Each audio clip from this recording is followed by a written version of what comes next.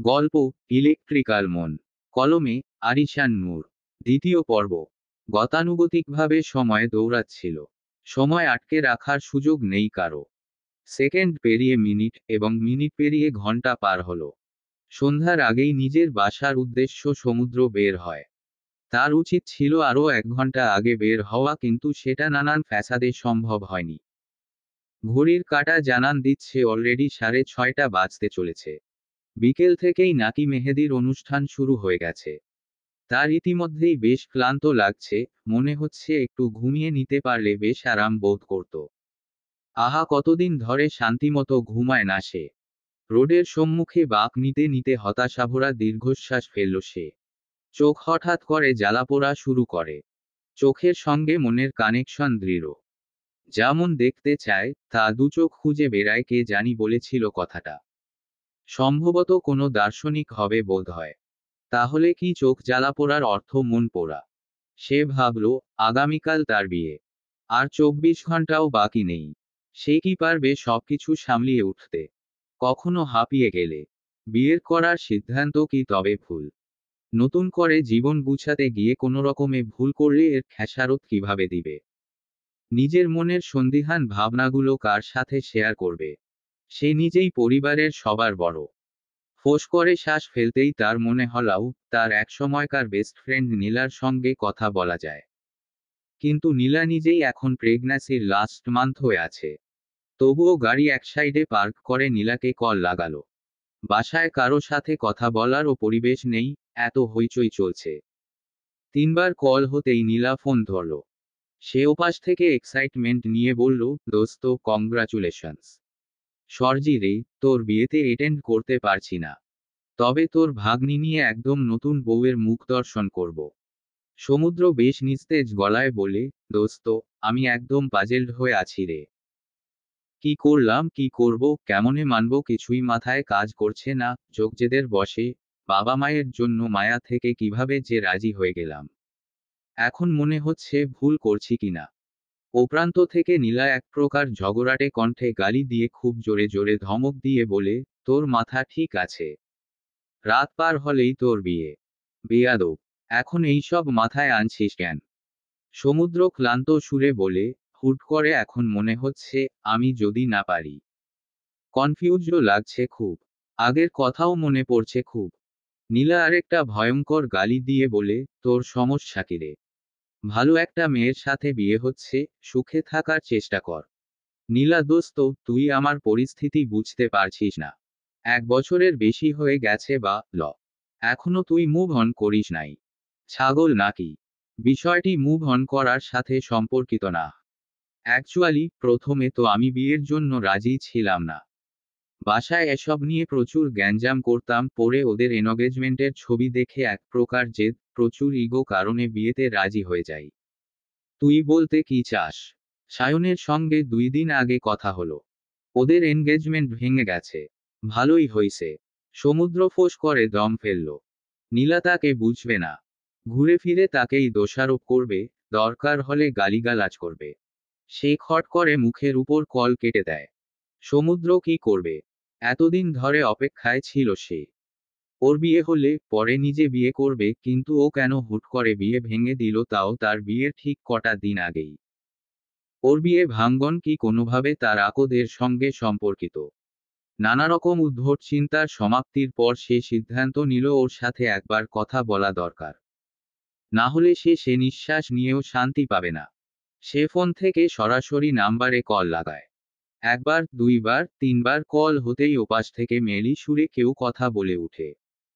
এই কণ্ঠস্বর সমুদ্রের পরিচিত। অনেক বেশি পরিচিত। সমুদ্র বলে উঠে, কেমন আছো? একটু পর ওপাশ থেকে কাঙ্ক্ষিত ব্যক্তি ইংরেজিতে বলল, ভালো। কংগ্রাচুলেশনস। সমুদ্র চুপ থেকে একটা দম ফেলে বলল, অস্টিন স্যারের সঙ্গে সম্পর্ক ভাঙলে কেন? মেয়েটা খুব সুন্দর স্পষ্ট উচ্চারণে বলে, he is not my type. আমি অন্যরকম কাউকে চাই। Someone like me. Maybe caring like you. আমি কেয়ারিং ছিলাম। ইয়েস। স্টিল আমাকেও ছেড়ে দিলে। ইউ নো দ্য রিজন সমুদ্র? না, সেটা মেইন রিজন ছিল না। বাদ দাও। দিলাম। মেয়েটা ফোন কাটতে ধরল, তার আগেই সমুদ্র ধমকের সুরে বলে, আমার কথা শেষ হয়নি। ভুলেও ফোন কেটে দিবে না। আর কি বলার আছে? সমুদ্র নিজেকে ধাতস্থ করে নেয়। মন যা বলতে চাচ্ছে তা মুখে আসতেই ব্রেইন বাধা দিচ্ছে। কিন্তু আজ এ বিষাক্ত লগ্নে বুঝি মনের জোর বেশি ছিল। সে অনেক দিনের চাপা আর্তনাদপূর্ণ ইচ্ছার কথা বলে দিল। আমার কাছে ফিরে আসতে চাও। আগের সবকিছু ভুলে যেতে কোনো সমস্যা নেই আমার। যা হয়েছে সেটা অতীত। অতীত টেনে আনবো না কখনো। তুমি রাজি থাকলে সব ফেলে অস্ট্রেলিয়া চলে আসবো। ফোনের অপর প্রান্ত থেকে দুদণ্ড নীরবতা রইল। এরপর তাচ্ছিল্যপূর্ণ অট্টহাসির শব্দ কানে আসতেই সমুদ্রর কান গরম হতে লাগলো। মেয়েটা বলে উঠে, আর ইউ ইনসেন? সমুদ্র, তুমি এখনো সেই আগের মতো ট্রিপিক্যাল রয়ে গেছো। তাকে আর কিছু না বলার সুযোগ দিয়ে মেয়েটা ফোন কেটে দিল। সমুদ্র ঠায় ফোন কানে নিয়ে বসে থাকলো। আচমকা তার ফোনে নোটিফিকেশনের শব্দ ভেসে আসে। সে স্কাইপি অন করতেই একটা ছবি চোখে পড়ল। তার প্রাক্তন প্রেমিকার অন্য আরেকজনের সঙ্গে বেশ কাছাকাছি থাকা অবস্থায় ব্যক্তিগত একখানা সুন্দর ছবি। সমুদ্রের মাথায় ঠিক মাঝ বরাবর তীব্র পীড়া শুরু হলো। খুব অসহ্যনীয় লাগলো তার কাছে। হুট করে চোখের কোণে এক বিন্দু জল এসে বিনা নিমন্ত্রণে উপস্থিত হলো। আর কতভাবে নিয়তি তাকে উপহার দিবে। আর কত ছোট হতে হবে তাকে। ভাগ্য কেন বারবার তার উপর হাসে। সে সিটে হেলান দিয়ে চোখ বন্ধ করল। না, এভাবে চলবে না। তাকে শক্ত হতে হবে, অনেক শক্ত। এত শক্ত মনের হতে হবে যেন কোনো কিছুতেই আর প্রভাবিত না হতে পারে। খুব করে রসায়নের দর্শকায়ন হতে মন চাচ্ছে, কত বিক্রিয়ায় চালাও না কেন, কত তাপমাত্রা বাড়াবে বাড়াও, কত চাপ দিবে দেও, তবুও আমি কোনো ধরনের আবেগীয় কার্যধারায় অংশগ্রহণ করব না। একদম ইমোশনলেস যন্ত্র হতে হবে। খোদা, মনটাকে পাথর বানিয়ে দিলে খুব ক্ষতি হতো। এতদিন বহুবার সে মন থেকে চেয়েছে ওকে ভুলে যেতে কিন্তু সক্ষম হয়নি, কিন্তু আজ বুঝি সেই মাহেন্দ্রক্ষণ এলো, যেদিন সমুদ্র নিজ থেকে প্রতিজ্ঞাবদ্ধ হলো আর কোনোদিনও ওর কথা মাথায় আনবে না। সেন্ড করা ছবিটা দেখবার পর থেকে মাথায় কেমন পাগলা খ্যাপাটে জেদ চেপে বসে। তাকেও অন্য কারো সাথে জোড়াতে হবে। সেও দেখিয়ে দিবে সে ফেলনা না। তারও লাইফে সে অন্য কোনো মেয়েকে জোড়াতেই পারে। ওর সংসারের চেয়েও সুখের সংসার তার চাই। বাসায় যখন সমুদ্র পৌঁছে তখন 7টার বেশি বাজে। মিসেস রোদেলা মুরুব্বি মেহমানদের নিয়ে গল্পালাপে ব্যস্ত। সমুদ্রকে দেখেই তার কেমন অগোছালো, এলোমেলো লাগলো। সে তার চোখ দেখেই বুঝে ছেলেমেয়ের কিছু হয়েছে কিনা। সে উৎকণ্ঠাবোধ করতে লাগলেন। সমুদ্র তাকে দেখে এগিয়ে এসে নিজেকে স্বাভাবিক রেখে এমনভাবে কথা বলল যেন একটু আগে কিছুই হয়নি। সে বলল, আম্মু 1 কাপ করা লিকারের চা দাও। দুধ চা দিবে, সাথে চিনি 2 চামচ। মিসেস রোদেলা চোখ বড় করে তাকালেন ছেলের দিকে। ছেলের চোখমুখ দেখে তার মন বলছে, নিশ্চয়ই কিছু হয়েছে, কিন্তু কথা বলার ভঙ্গি খুব নরমাল। আদৌ কি নরমাল? মিসেস রোদেলা বলে উঠে, মেহেদির অনুষ্ঠান শুরু হয়ে গেছে। তুই মাত্র বাসায় এলি। ওখানে যেতে হবে। দেরি হয়ে যাচ্ছে না? সমুদ্র খুব সুন্দর করে হাসল। এরপরে বলে উঠে, মেহেদির আয়োজন যার জন্য চলছে, সে উপস্থিত আছেই। মেয়েরা সব আছে না ওখানে? আমি পুরুষ মানুষ, আমার এমনি ওখানে কাজ নেই। লেট হলেও সমস্যা নেই। এরপর একটু ঝুঁকে মায়ের কাছটায় ছড়িয়ে থাকা ডেকোরেশনের অপ্রয়োজনীয় জিনিস সরিয়ে দিল। মিসেস রোদেলা সামান্য নড়চড় করলেই এসব জিনিসপত্রের কোণা এসে তার গায়ে বিঁধছিল। কিন্তু গল্পে মশগুল থাকায় ওগুলো সরাননি আর। তার ছেলে এত কিছু দেখে কখন 2 মিনিটও হয়নি এখানটায় এসে দাঁড়িয়েছে। তাতেই চোখ পড়ল যে মায়ের বসতে অসুবিধা হচ্ছে। মিসেস রোদেলা না পারতে এখানটায় বসেছেন। সব গেস্টরা বসে আছে। সে বরের মা হয়ে অন্য কোথাও থাকলে ব্যাপারটা ভালো দেখায় না, বসার আর অতিরিক্ত জায়গাও ফাঁকা ছিল না। সমুদ্র রুমে এসে শাওয়ার নিল। শাওয়ার না নিলে মাথা ব্যথা যাবে না। বাসার পরিবেশ এত বেশি তার প্রতিকূলে, ওই বাড়ি না গেলে, অনুষ্ঠানে অনুপস্থিত থাকলে, এ বাসায় ঝড় যাবে। সে ঝামেলা চাচ্ছে না, কার জন্যই বা ঝামেলা করবে। এখন আর এত এনার্জিও নেই। শাওয়ার নিয়ে খালি গায়ে একটা মেডিসিন খেয়ে নিও। খুব কাজের ঔষধ। এই মেডিসিন সেবনে নার্ভ রিলিফ থাকে। দুশ্চিন্তা কমে। আস্তে আস্তে মাথা ব্যথাও কমবে, তখনই মা রুমে আসলেন চা হাতে। সমুদ্র বলে, ভিতরে আসো। মিসেস রোদেলা চা টেবিলে রেখে ছেলের চুল টাওয়াল দিয়ে মুছে দিয়ে বলে, বাবু, আলমারিতে পাঞ্জাবি রাখা আছে, রেডি হো তাড়াতাড়ি। আর ড্রাইভার নিয়ে যাবি, একা ড্রাইভ করে যেতে হবে না। বড় হয়ে গেলাম, বিয়ে দিয়ে দিচ্ছ, তাও বাবু বলে ডাকা অফ করবে না। সারা জীবন বাবু বলেই ডাকবো। আমার নাতি নাতনিদের সামনেও তোকে বাবু বলে ডাকবো দেখিস। সমুদ্র চায়ে চুমুক দিয়ে বলল, তাহলে নাতি নাতনিদের কি বলে ডাকবা আম্মু? মিসেস রোদেলা একটু ভাবুক হয়ে বলল, বাবু জুনিয়র। সমুদ্র হেসে বলে, ফানি। সমুদ্র আয়েসি ভঙ্গিতে চা খাচ্ছিল। মিসেস রোদেলার কেন যেন মনে হলো ছেলের মধ্যে তারা নেই যাওয়ার। দেরি কেন না গেলেও ওর মধ্যে ব্যাকুলতা নেই। কিছু কি হয়েছে? ক্লান্ত লাগছে মা। খুব ঘুমাতে মন চাচ্ছে। অনুষ্ঠান থেকে ফিরে এসে ইচ্ছামতো ঘুমাস। দরকার হলে আগামীকাল দুপুর অবধি ঘুমিয়ে তারপর বরযাত্রী নিয়ে যাস। সমুদ্র জানে সে যতই টালবাহানা ও অজুহাত বানিয়ে ফেলুক না কেন, মা তাকে পাঠাবেই। লাভ নেই কোনো কিছু বলেও। মিসেস রোদেলা নিজ গরজেই পাঞ্জাবি বের করলেন। সমুদ্র বলে, পাঞ্জাবিও পরতে হবে। অবশ্যই। অগত্যা রেডি হয়ে এসে সে আয়নার সামনে দাঁড়িয়ে চুল সেটিংস করল। মা তখন রুমে কি যেন খুঁজছেন। সে পারফিউম মাখতে গিয়ে পারফিউমের ব্র্যান্ড ও ফ্লেভার দেখে নেয়। ওর পছন্দের পারফিউম ছিল এটা। এরপরে প্রয়োজনের অতিরিক্ত গায়ে মেখে হাত থেকে ফেলে দেয় পারফিউমটা, সঙ্গে সঙ্গে ভেঙে চুরমার হয়ে যায় বোতলখানা। মিসেস রোদেলা বলে, কি হলো? ভুলে হাত থেকে পড়ে গেছে, সরজি। সে ফিরে এসে ছেলের হাতে সেদিনকার এনগেজমেন্ট রিং পরিয়ে দিলেন। সমুদ্রর একটু হাত কাঁপল। ওই দিন বাসায় এসেই এটা খুলে রেখেছিল। আবার পরানোর কি দরকার ছিল? ড্রয়ারে রেখেছিল যেন কেউ না দেখে। মা তবে এটাই খুঁজছিল। সমুদ্র বের হয়ে গাড়িতে উঠেই সবার আগে রিংটা খুলে পকেটে ঢুকালো। এরপর ফোন হাতে নিতেই দেখে অনেকগুলো মিসড কল এসেছে পিয়ুষ রাবণের। অথচ সে টের পায়নি। ফোন সাইলেন্টে ছিল বুঝি। খেয়ালও নেই তার। অবশ্য জীবনের যে পর্যায়ে সুখ স্বয়ং সাইলেন্ট অবস্থায় আছে, সেখানে ফোন সাইলেন্ট থাকবার খোঁজ রাখা কেবলই নিজের সঙ্গে মশকরা, বই কি কিছুই না। রাত 8:30টারও বেশি বাজছিল, আয়নার হাতে তখন মেহেদি লাগানো হচ্ছে। হাতের তালুর দিকে মেহেদি পরানো প্রায় শেষের দিকে। গেস্ট মোটামুটি সবাই এসে যাচ্ছে।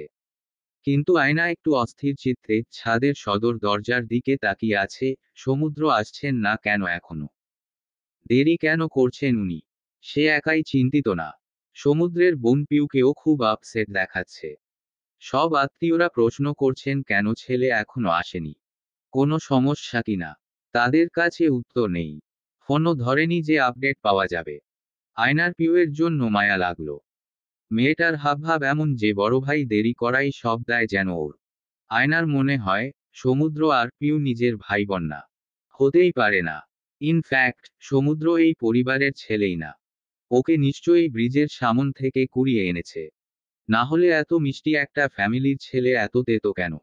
সুইট বোনের বিটার ভাই কেন? ঠিক তখনই শোরগোল শোনা গেল। শোরগোলের উৎস খুঁজতে গিয়ে আয়নার সদর দরজার সামনে চোখ গেল। সমুদ্র এসেছে, হাতে ফুলের তোড়া সমেত এসেছেন জনাব। কিন্তু আয়নার ওর চোখের দিকে তাকাতেই খটকা লাগে, কেমন নীলচে মনির চোখ দুটো লাল লাল আভা ছড়াচ্ছে। রেগে আছেন নাকি? তাকে ঘিরেই জটলা। আয়না চোখ ফিরিয়ে নিল। সমুদ্র তখন পিউ আর আলিয়ার সঙ্গে কথা বলছিল। আলিয়া বলে, ভাইয়া, আপনার জন্য সেই বিকেল থেকেই অপেক্ষায় আছি। দেরি হয়ে গেল। দুপুরে মিটিং ছিল। আসার পথে এত জ্যাম, কিছু করার ছিল না। আলিয়া বলে, বুঝতে পেরেছি ভাইয়া। ইদানিং খুব জ্যাম রাস্তায়। সমুদ্র এগিয়ে যায় আয়নার দিকে। ঢাকা শহরে থাকার একটা সুবিধা হলো কোথাও দেরি করলে রাস্তার জ্যামকে দায়ী করে পার হওয়া খুব সহজ। আয়নার পানে একবার তাকালো সে। তার কিনে দেওয়া লেহেঙ্গাটাই পরেছে। বেশ মানিয়েছেও তাকে। 2 হাত ভর্তি মেহেদি দিয়ে বসে আছে। চোখ নিচের দিকে। সে এগিয়ে এসে ফুলের বুকেটা তার সামনে রাখল। লালচে খয়েরি গোলাপের বুকে এনেছে সমুদ্র।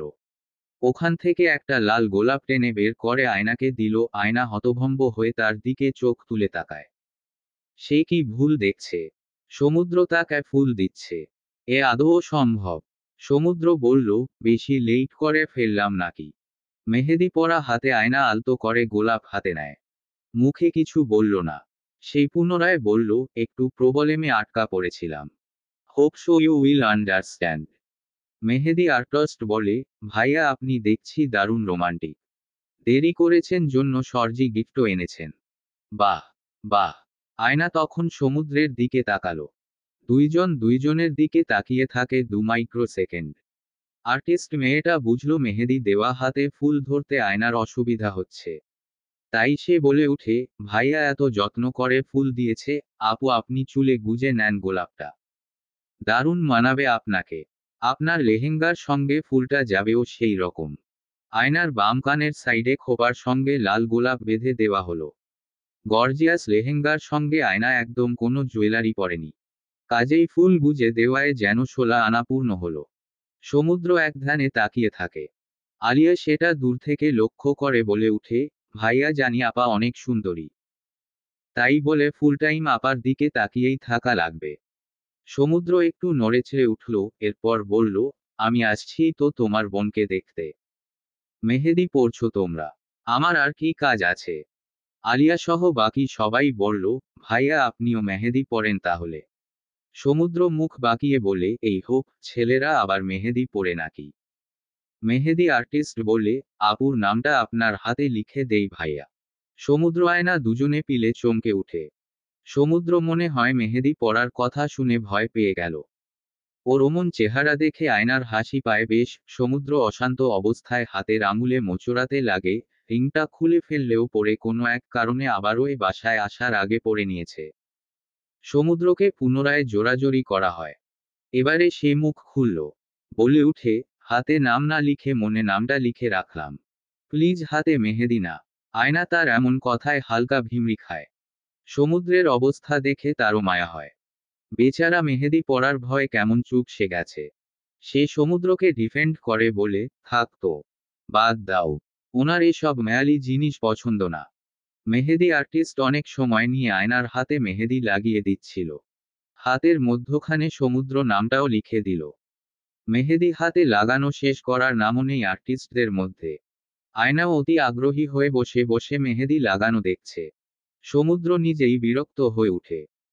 সে মনে মনে ভাবে, মেয়েরা মেহেদি পরার সময় যতটা ধৈর্যশীল থাকে, এমন ধৈর্যশীল হয়ে স্বামীর কথা শুনলে কোনোদিন কোনো দম্পতির মধ্যে ঝগড়াই হতো না। এমন সময় ছাদে মিউ মিউ শব্দের আওয়াজ পাওয়া যায়। বিড়ালের আওয়াজ শুনেই কান খাড়া হয়ে আসে সমুদ্রের। আশেপাশে তাকাতেই দেখে তার দিকে একটা সাদা বিড়াল ছুটে আসছে। সে সঙ্গে সঙ্গে এক প্রকার লাফালাফির ভঙ্গিমায় চেয়ারে লাফ দিয়ে পা তুলে উঠে বসে বলে উঠে, ওহ গড, এইসব কি? মিউ মিউ ডাক তুলে মিলি আয়নার কাছে এসে দাঁড়ায়। সমুদ্র সঙ্গে সঙ্গে বলে, এই এই না, যাও। এই বিড়াল কেন এখানে? আজব। আয়না সহ মেয়ে পক্ষের সকলের মধ্যে চাপা উত্তেজনা। এই প্রথম কোনো বিয়ের ফাংশনে জামাইকে পা তুলে চেয়ারে উঠে চেঁচামেচি করতে দেখা যাচ্ছে। পিউ ছুটে এসে বলল, বিড়াল কে এনেছে? ভাইয়া তো বিড়াল ভীষণ ভয় পায়। বিড়াল যেখানে ভাইয়া সেখানে যাই না। বিড়াল থেকে পালায় থাকে। আয়নার কোলে তখন মিলি আদুরে ভঙ্গিমায় বসে বসে লেজ নাড়াচ্ছে। মিলিকে অনুষ্ঠান উপলক্ষে একটা লাল রঙের বেবি ড্রেসও পরানো হয়েছে। সাদা গায়ে লাল জামায় কি অসম্ভব কিউট লাগছিল মিলিকে। সবাই সুন্দর সুন্দর জামা পরে আসবে। মিলি কেন পরবে না? কিন্তু মিলিকে দৌড়ে আসতে দেখে সমুদ্রের রিয়াকশন দেখবার মতো ছিল। ওনার মতো অমন রাশভারী, গাম্ভীর্যপূর্ণ মানুষটা বিড়াল দেখে এমন ভাবে লাফালাফি শুরু করবে কেউ ভাবতে পারবে কোনোদিন? সমুদ্রের ভয়ে কাচুমাচু মুখ প্লাস্টিকের চেয়ারের উপর দুপা তুলে বসে অস্থিরচিত্তে মিলিকে দূরে যেতে বলা সবটা দেখে আয়না না হেসে পারল না। সে খিলখিল করে হাসতে লাগলো। সমুদ্র মুখ তখন দেখার মতো হয়েছিল। মিলিটাও ভারী দুষ্টু একবার লাফ দিয়ে আয়নার কোলে আসে, অপরদিকে আয়েসি ভঙ্গিমায় ঠিক সমুদ্রের চেয়ারের দিকে গিয়ে ঘুরে আসছে। যতবারই মিলি ওনার দিকে আসে, সমুদ্র পা গুটিয়ে বসে পড়ে আর মুখে বলে, এই বিড়ালটা এখানে কেন আসছে? যেতে বলো ওকে। আমার কাছে কেন আসছে? সমুদ্রের কীর্তিকলাপ দেখে আয়নার হাসি থামে না। একটা মানুষ বিড়ালকেও ভয় পায়। হাস্যকর ব্যাপার। একটু পর মিলিকে নিয়ে আলিয়া চলে যায়। সমুদ্রের যেন জানে পানি আসলো। সে চেয়ার থেকে পা ফ্লোরে নামিয়ে ঝাঝালো কণ্ঠে বলে, বিড়ালকে এনেছে এখানে। আয়না বলল, ও এখানেই থাকে। সমুদ্র বিড়ালটার ভাবসাব দেখেই বুঝেছে ওটা কারো গৃহপালিত আদরের পেট। সে বলল, কার বিড়াল? আমার বিড়াল। ওর নাম মিলি। সমুদ্র যেন এবারে ফের অশান্ত অনুভব করল। বিড়ালটা ফের যদি আয়নার কাছে এসে পড়ে, আবার বেইজ্জতি সে নিতে পারবে না। ওদিকে বিড়াল দেখলেই তার কেমন জানি লাগে। ইতিমধ্যেই আয়নার কাছে সে হাসির পাত্র বনে গেছে। আয়নার হাতের মেহেদি দেওয়া শেষ তখন। এখন শুকানোর পালা। সমুদ্র চুপচাপ বসেই আছে, তবে সচেতন আছে হুট করে যদি আবার বিড়ালটা এসে তাকে কামড় মারে। কি এক জ্বালা! আর ভালো লাগে না। সে আয়নার পানে তাকালো। মেহেদি রাঙ্গা হাত দুটো মেলে বসে আছে। একটু পর পর মুখ দিয়ে ফু দিয়ে মেহেদি শুকাচ্ছে। সমুদ্র উঠে দাঁড়ালো। তখন আয়না একবার তার দিকে জিজ্ঞাসু চোখে তাকায়। সমুদ্র জবাব না দিয়ে দ্রুত বেগে একটু সামনে এসে ছাদে সেট করে রাখা টেবিল ফ্যানটা আয়নার দিকে ঘুরিয়ে আনলো। ফলে ফ্যানের মিহি বাতাসে আয়নার গরম ভাব কমল। বেশ স্বস্তি লাগে তার। সে বলে, ফ্যানের বাতাসে মেহেদি শুকাও। আয়না কিছু বলল না। তবে ফ্যানের সম্মুখ বরাবর হাত দুটো বেশ আনন্দের সঙ্গে এগিয়ে দেয়। টেবিল ফ্যানের বাতাসে তার চুল ওড়ে, অরগ্যাঞ্জা দোপাট্টা কাঁধ বেয়ে আজোহাতে এসে কাঁচা মেহেদির উপর পড়তে ধরবে তার আগে সমুদ্র এসে ওড়না সরিয়ে দিয়ে বলে, ওড়নাটাই সামলাতে পারো না ঠিকঠাক, বিয়ের পর স্বামী সংসার কিভাবে সামলাবে? আয়না তার দিকে একটু উঁচু হয়ে তাকালো, সঙ্গে সঙ্গে সমুদ্র শটান হয়ে দাঁড়ালো। বেশ কাছাকাছি দাঁড়িয়ে থাকলেন উনি, যার ফলে সেই পরিচিত পারফিউমের সুঘ্রাণ নাকে এসে লাগলো। আজ কি উনি অন্যদিনের চেয়ে বেশি পারফিউম গায়ে মেখেছে? এত তীব্র কেন ঘ্রাণটা? এমন সময় ছাদের অনুষ্ঠানে শায়লা চৌধুরী এসে দাঁড়ালেন। আয়নার তাকে দেখামাত্র ভ্রু কুঁচকে আসে। সে হতবিহ্বল হয়ে শায়লা চৌধুরীকে দেখল। মহিলাকে আজ বেশ সুন্দর লাগছে। ঘিয়ে রঙের একটা দামি জামদানি শাড়ি পরে এসেছেন। আচ্ছা, উনি এসেছেন কেন? ওনাকে কেন বাবা দাওয়াত দিল? ধ্যাত, বাবার উপর বেশ রাগ হচ্ছে আয়নার। এখন সমুদ্র ওনার সম্পর্কে কিছু জানতে চাইলে সবটা ভেঙে বলতে পারবে না সে। তবে আজ একটা বিস্ময়কর ঘটনা ঘটল। আয়না যখন শায়লা চৌধুরীকে সমুদ্রের সামনে কি বলে পরিচয় দিবে সেটা নিয়ে উদ্বিগ্ন ছিল, সেই মুহূর্তে শায়লা তাদের দিকেই এগিয়ে আসে। এবং সমুদ্র তাকে দেখে খুব খুশি হলো বলে মনে হয়। শায়লাকে জড়িয়ে ধরে খুব সুন্দর স্পষ্ট, পটু ইংলিশ অ্যাকসেন্টে বলে উঠে, কেমন আছো? কতদিন পর দেখা। আরও কিছু কথোপকথন হলো দুইজনের মধ্যে। আয়নার কানে শুধু বেজে উঠল সমুদ্রের বলা একটা কথা, I miss you so much. তবে ওনারা কি পূর্ব পরিচিত? সমুদ্র কোনোভাবে শায়লা চৌধুরীর সঙ্গে কানেক্টেড। শায়লা এবারে বলে উঠে সমুদ্রকে উদ্দেশ্য করে, আমার মনে হয় তুমি পৃথিবীর সবচেয়ে হ্যান্ডসাম গ্রুম। এরপর আয়নার দিকে তাকিয়ে বলে, এবং আয়ু সবচেয়ে প্রিটিয়েস্ট ব্রাইড। সমুদ্র তার কথায় মুচকি হাসে শুধু। আয়না এক পলক সমুদ্রের দিকে তাকায়, আবার অপর পলক ফেলছে শায়লা চৌধুরীকে দেখে। সত্যি কথা বলতে, ওনাকে এই অনুষ্ঠানে দেখে আয়নার একদম ভালো লাগেনি। অবশ্য বিয়ে বাড়িতে মেহমান হিসেবে অনেক মানুষই আসবে এটা ভেবে নিজেকে বুঝো দিয়ে শান্ত থাকলো। আজকের মতো স্পেশাল দিনে কোনোরকম ঝামেলা কাম্য নয়। সে সময় ছাদের এ প্রান্তে আলিয়া পিউকে আসতে দেখা গেল। আলিয়াও শায়লাকে দেখে অবাক হয়, তবে অভিব্যক্তিতে প্রকাশ ঘটে না। পিউ তাকে দেখে হাসি মুখে কথা বলতে লাগে। শায়লা চৌধুরী বলে উঠে, তোমাদের দুইজনকেই বেশ সুন্দর লাগছে। কোনো মেয়েকে যদি এমন কথা শোকরুও বলে তাও মেয়েরা খুশিতে নেচে শোকরুকে ধন্যবাদ দিবে, সেখানে শায়লা চৌধুরীর মতো স্মার্ট মহিলা প্রশংসা করায় আলিয়া খুশি হয়। অবশ্য শায়লাকে নিয়ে আলিয়ার বিশেষ কোনো মতামত নেই। আপা পছন্দ করে না বিধায় সেও কম কথা বলে। আলিয়া জানালো, গেস্টরা সবাই খেয়ে নিচ্ছে। ভাইয়া আপনারাও খেয়ে নেন। শায়লা তখন বলেন, সমুদ্র আয়নাকে নিয়ে যাও, গিয়ে ডিনার করো। এমন সময় সবার খেয়াল হলো আয়নার তো হাত ভর্তি মেহেদি দেওয়া। আলিয়া বলে, আপা সেই দুপুর একটায় খেয়েছে, এরপর ব্যস্ততার জন্য খায়নি কিছু। শায়লা তখন সমুদ্রের দিকে তাকায়। সমুদ্র বেশ স্বাভাবিকভাবে বলে উঠে, তাহলে তো মুশকিল হলো। আগেই ঠিকমতো খাওয়া দাওয়া করাই দিবে না। আলিয়া অনুতপ্ত বোধ করে বলে, একদমই খেয়াল ছিল না ভাইয়া। এখন আর কি করবে? মেহেদি শুকিয়ে যাক, এরপর ডিনার করব, অপেক্ষা করি ততক্ষণে। শায়লা চৌধুরী প্রস্তাব দিলেন, এক কাজ করো সমুদ্র, তুমি খাওয়ার সময় আয়নাকেও খাইয়ে দাও। তাহলে আর না খেয়ে বসে থাকতে হচ্ছে না। সমুদ্রের উত্তর শোনার আশা বাদ দিয়ে আয়না নিজ থেকে বলল, না না, সমস্যা নেই তো। আমি চামচ দিয়ে খেতে পারবো, আবার পরে খেলেও চলবে আমার। I can manage. সমুদ্র বলে, এখানেই খাবার এনে দাও। আলিয়াপিও জলদি করে দুটো বিরিয়ানির প্লেট আনলো, চামচ সহ। ওরা ভেবেছে আয়না নিজ হাতে চামচ দিয়ে খাবে। যেহেতু ভাইয়া এই সময় কিছুই বলেনি, পিউ যখন আয়নাকে খাবার প্লেটটা ধরার জন্য এগিয়ে দেয়, আয়না কেবল হাত বাড়াচ্ছিল, সেই ক্ষণে সমুদ্র প্লেটটা নিজের হাতে কেড়ে নিয়ে বলল, আমি দিচ্ছি খাইয়ে। আয়না ওর দিকে মুগ্ধ দৃষ্টিতে তাকালো, কিন্তু সমুদ্রের দৃষ্টি ছিল চামচ আর খাওয়ার প্লেটের দিকে। ও ব্যস্ত আয়নাকে খাইয়ে দেওয়ার আগ প্রস্তুতিতে। চামচে করে এক লোকমা মুখের সামনে ধরতেই আয়নার এত পরিমাণ লজ্জা লাগলো। এই লজ্জা পরিমাণ করা গেলে কয়েক পাউন্ড লজ্জা পাওয়া যেত। দুই গালে লাল আভার ফুটে ওঠে তার। সমুদ্র তারা দিতেই আয়না ছোট করে মুখ খুলে খাবার মুখে নেয়। হবু দম্পতিকে একাকী টাইম স্পেন্ড করতে দেওয়া উচিত মনে করে শায়লা আলিয়া আর পিউকে অপর প্রান্তে নিয়ে যান। ছাদের এপাশটায় সমুদ্র আয়না একদম একা হয়ে যায়। সাউন্ড বক্সটা তখন বন্ধ ছিল। আয়নার বুকে ভীষণ জোরে হৃদস্পন্দনের ওঠানামা করা শুরু করলো। দুই লোকমা খাওয়ার পর আয়না সমুদ্রর প্লেটের দিকে তাকিয়ে বলে, একটু অল্প করে দেন। এতগুলো একবারে খাওয়া যায় নাকি? সমুদ্র চামচে উঠানো অর্ধেক বিরিয়ানি সরিয়ে দিল। চামচের উপর একটা কিশমিশ দেখতেই আয়না বলে উঠে, কিশমিশ সরান, আমি কিশমিশ খাই না। সমুদ্র সঙ্গে সঙ্গে কিশমিশ সরিয়ে দিল। এরপর আয়না বলে, আমি ভাজা লাল পেঁয়াজও খাই না, ওটাও সরিয়ে দিন প্লিজ। সমুদ্র প্লেট থেকে বেরেস্তা খুঁজে বের করে সরাতে লাগলো। 10টার আগেই সবার ডিনার করা শেষ হয়ে গেল। ডিনার টাইম শেষ হওয়ার পর ফাহাদ সাহেব ছাদে আসলেন। এতক্ষণ নিচেই বসেছিলেন। ছাদে ছোটরা হইচই করছে, উনি আর আসেননি। ফাহাদ সাহেব সবার খাওয়া ঠিকমতো হলে কিনা খোঁজ নিতে এসেছেন।